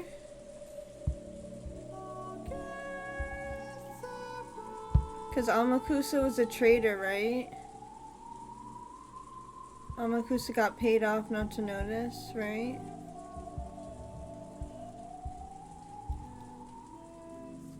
This F will talk to you a lot about what is about that and what is magic. Okay. いつまでもみんなと一緒にいる、家族で一緒にいる。お兄ちゃんがもう帰らなくちゃって言っても私は六軒島に残る。残るのが正しいとか帰るのが正しいとかそういうのじゃないんだよエンジェ。それでもそれを私が選ぶの？そうだよ。そのための鍵がそれなんだよ。Battler touched the glittering key that hung from 私 Angie's の neck. 答えはもう決まってるよ。今は選ばなくていい。選ぶべき時はその時のエンジェの素直な心でその鍵をどう使うか。お兄ちゃんの言うことなんか何も聞かなくてもいい。エンジェのわがままなように答えを決めても構わない。でももしもエンジェがいい子でお兄ちゃんを信用できるなら。信用できるなら？お兄ちゃんの言うことは全て信じなさい。すべて信じる。それがエンジェにとって一番いい選択になるから。お兄ちゃんの言葉に耳を傾ける。そして全てを信じなさい。できるかい？わかんない。それでもいい。信じたいものだけを信じればいい。それもエンジェが決めていいんだよ。お兄ちゃんを信じないとこの夢は覚めてしまうの？そんなことはない。だから安心していいよ。For some reason, Angie was suspicious of her brother and scared of him. Her wish was to remain on the island that day together with her family forever. She was afraid that once she got her 2 miraculous days, her brother might tell her to be satisfied with that and return to 12 years in the future all alone. さっきも言ったと思う。残るのが正しいとかそういうのはないんだよ。それをエンジェが決める。そしてそれは今すぐ決めなくていい。そのどちらかの選択をもちろん。お兄ちゃんは私に未来へ帰れなんてお兄ちゃんはエンジに選んでほしい。それもエンジが自発的に選んでくれることだから望んではいるが。私もさっき私の答えはもう決まっている。俺もさっき言った。今はそれを選択する時じゃない。それはいつ？その鍵がいずれ教えてくれるよ。The large gold key hung from Angie's neck. Her small hand held it tightly.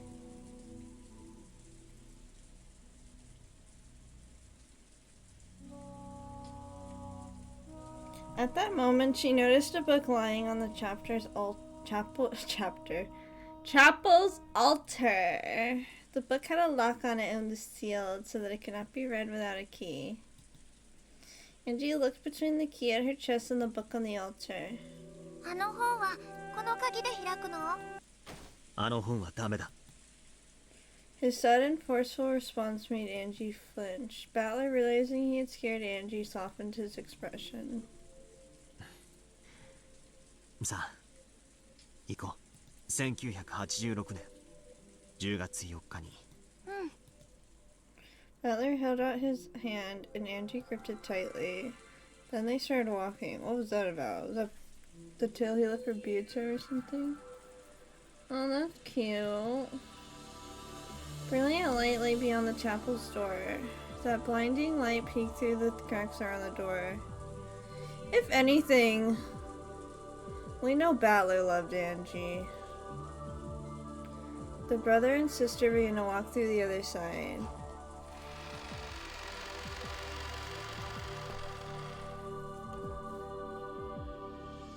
O kaeri, Angie. そしてこれで最後なんだ。このゲーム版をエンジェのために最後にもう一度だけ開く。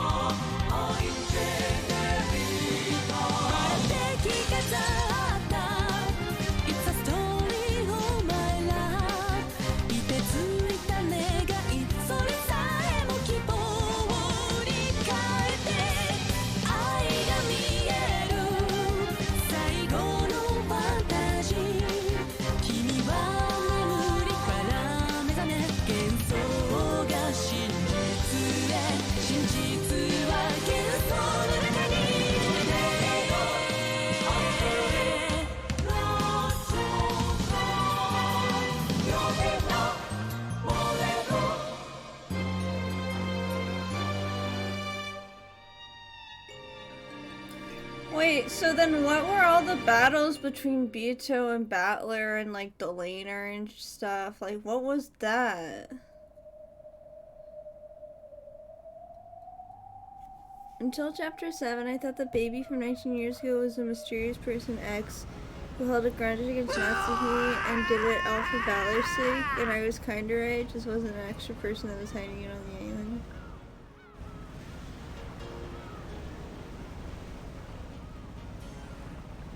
Well, you're a little right. I think I thought something like that too.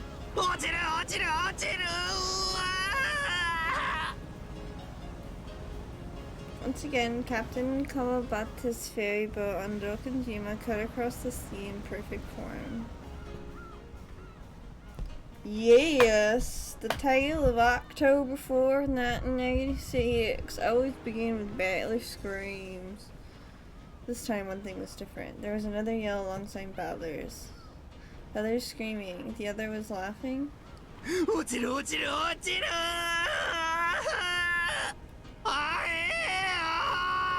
wouldn't think answering this no is the best choice. Let's wait till you're done with 8 and you'll probably understand. 面白い面白い面白いバトラ変な顔変な顔 Alongside the big brother who was grasping at the handrail and screaming in a way that no one this age should scream, was the little sister also grasping the handrail and jumping about like it was a ride at an amusement park. George and the others just couldn't hold in their laughter at the difference. 6年を経てもバトラ君は本当に賑やかだね。エンジェもマリアも今年はひときわ賑やかだぜ。いとこ5人が全員揃うのってひょっとしてこれが初めて？ Shut the fuck up, George. あれ、そうかな。なるほどね。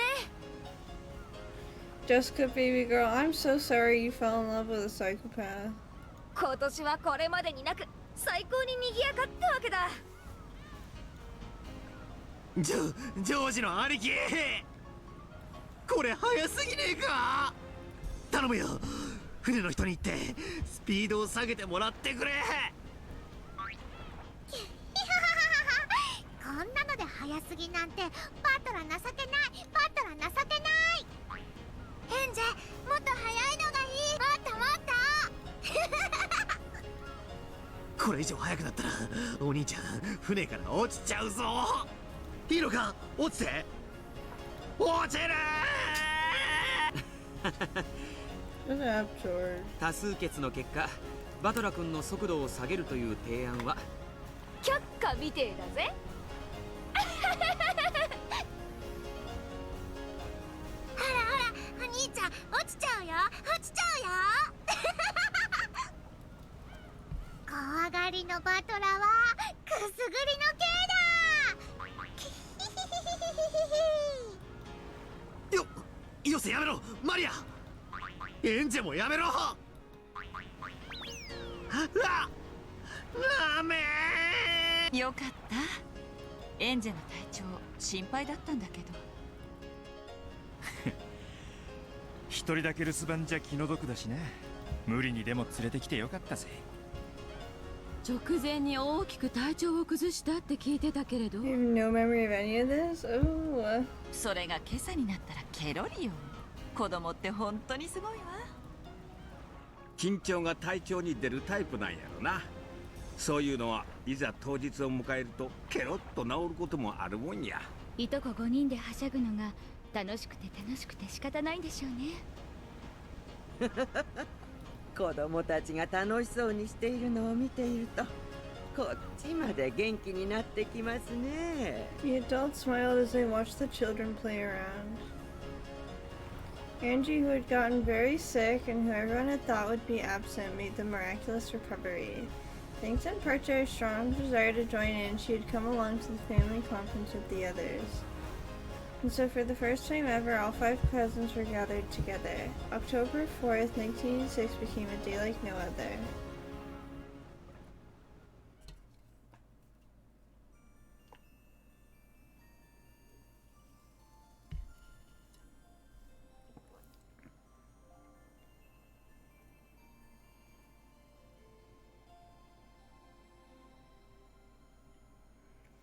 Kids dashed up the path leading from the harbor to the rose garden. They were probably so charged up that even walking was too boring for them. 見たか、一番。 Butler was the first one to reach the rose garden, which was the goal. Apparently he was trying to make up for the dishonor that he had suffered in the boat by proving his superiority on land. Man, I just remembered Sakutaro wasn't an original, and that just made me so fucking depressed. Like, Rosa, you're such a bitch. Like, you fucking suck. Like, you're such a cunt. Short while later, Angie and Maria reached out in a dead heat. These mommies suck. I mean, Ava's a good mommy, but the rest of these, well, Natsu's a good mommy, but the rest of them suck. So just half. Sakutaro was an original Who Says because Angie found another Sakutaro in a shop. In like the 4th game or something.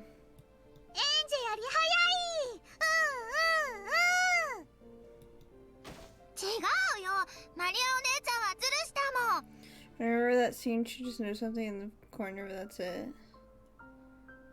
Not like Rosa did it out of maliciousness. I'll have to look it up.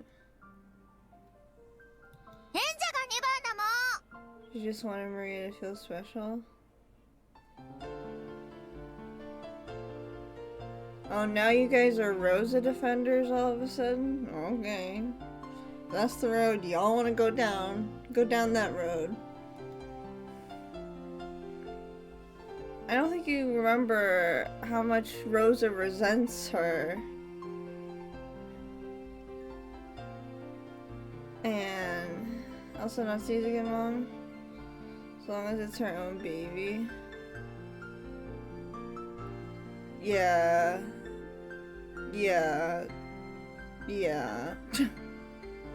Rosa's a good...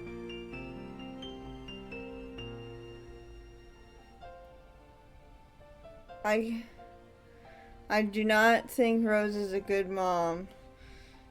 Her inner thoughts is that she resents this child and hates that she can't get a boyfriend because of her, even though she can't get a boyfriend because she's dating married men. Not because she's a kid. And also thinks that her father, Maria's father, left her because of Maria. On top of abusing her. And then saying, sorry, my bad, and then hitting her again. That's how I view Rosa. That's how I view Rosa, personally. You know, I can only accept you trying to say she tries to be good, but she isn't. So this is why she needs Beato.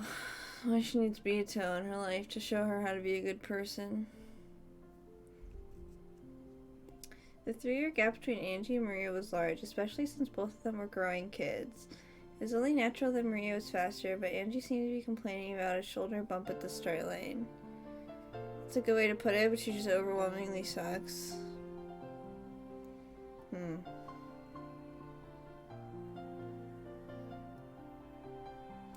Maria Oni-chan cheated, so she gets last place. Teacher always says you get last place if you cheat. Protested Angie. ほらほら、喧嘩するなって。それにしても2人とも本当に速いな。こんなに走ったのは、風が気持ちいいね。Yeah, no one asked you. ジョージの兄貴は運動不足じゃねえの？毎朝の遅刻レースに鍛えられてりゃ誰だって足腰は強くなるもんだぜ。つまりその足の速さは朝寝坊の証ってわけだね。お兄ちゃんはお寝坊なの。今朝も起きなかったからエンジェが起こしたんだよ。ねえ。ストンピングからフライングエルボー、最後のトップロープからのボディープレスは強烈だったな。起きるどころか永遠に起きれなくなりそうな目覚めだぜ。面白そう。マリアもやる、マリアもやる。I actually dislike Rosa more than Kinza and Erica, which says a lot.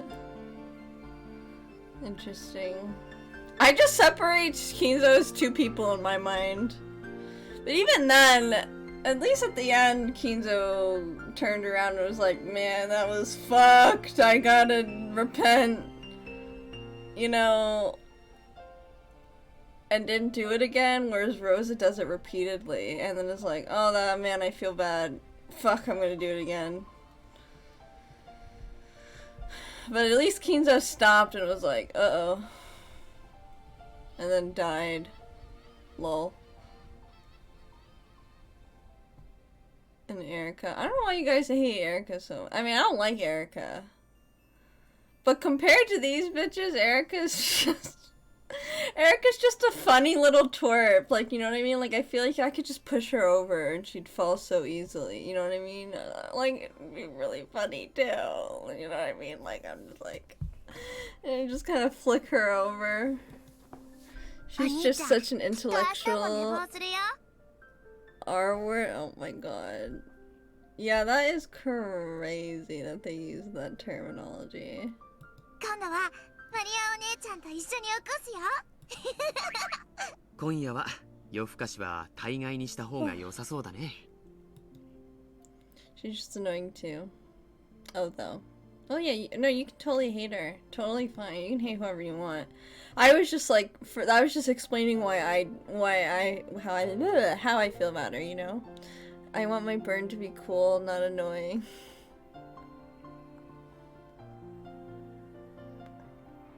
Finally, the adults came into sight. The cousins waved at them, urging them to hurry them up. Angie and Maria were so excited that they could hardly wait. I'm scared to see fucking Yasu. Just by having all 5 cousins together, just by adding Angie into the group. Look how energetic this day has become. Oh Lord, she's gonna go down.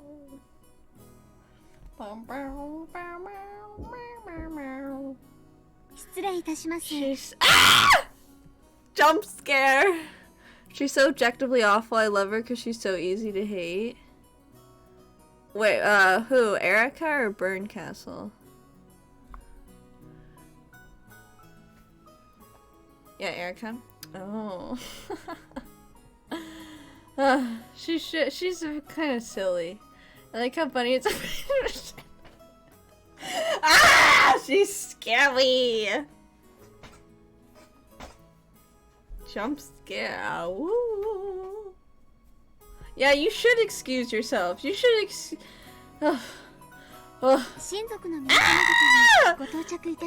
speaking! I'm scared! Higurashi has nothing on whatever this person is. 無事に着いたかね。では私は No one in Higurashi was as batshit as Yasu. Even Takano would look at her and be like, damn girl. Anyways. Ah! She's so scary! She's just standing there menacingly. Ah! Hi. Ah! How is this possible? What's happening? Whose perspective are we in? I'm so scared. What's happening? Explain. I cannot see you soon. No. I'm so scared. Why are they both here? Can someone explain?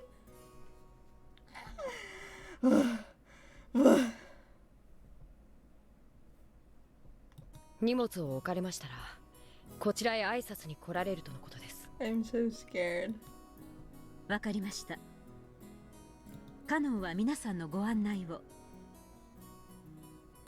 It's magic. It's giving me anxiety. That's what it is. シャノンは紅茶の準備を急ぐように。かしこまりました。Don't talk at the same time. Don't talk at the same time. Oh, don't talk at the same time. I have chills all over my body. お父さん、クラウスです。 Oh, yeah, that's right. Give me my bimbo. Kraus, compared to you might be a shitty husband, but oh, you're a relief I need. You are so funny. I'm just being honest. I'm scared. そろそろご準備をお願いします。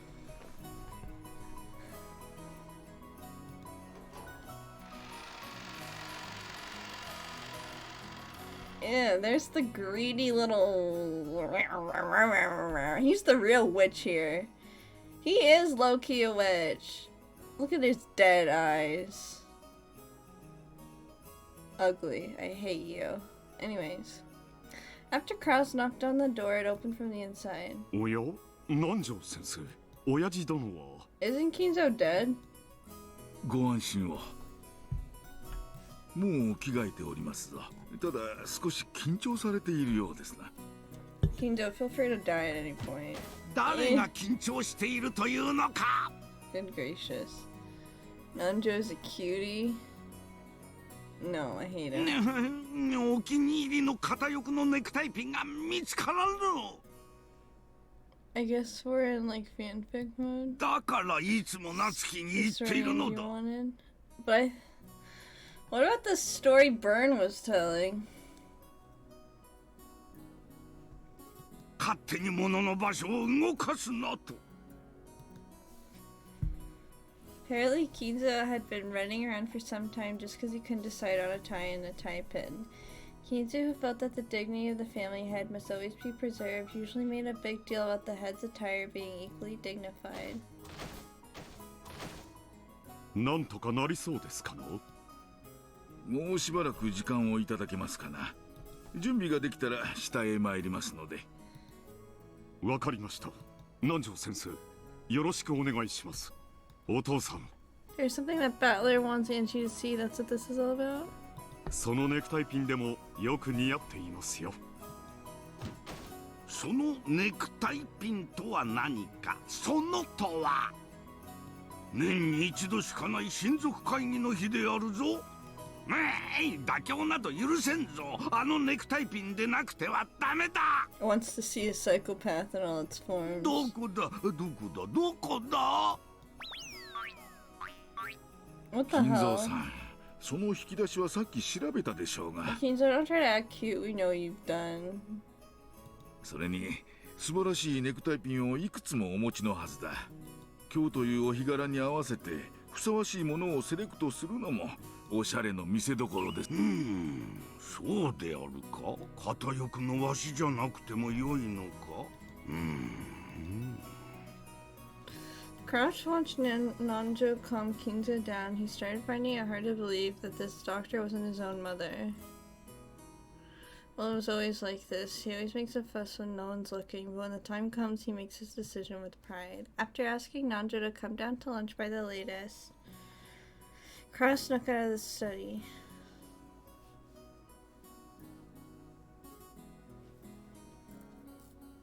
どうです？いい香りでしょう。 Ew. I think I want to pause here. I just feel like switching it up, you know? I've been playing for like an hour. I know we watched the video, but like... We've been doing Umineko stuff for about an hour and a half.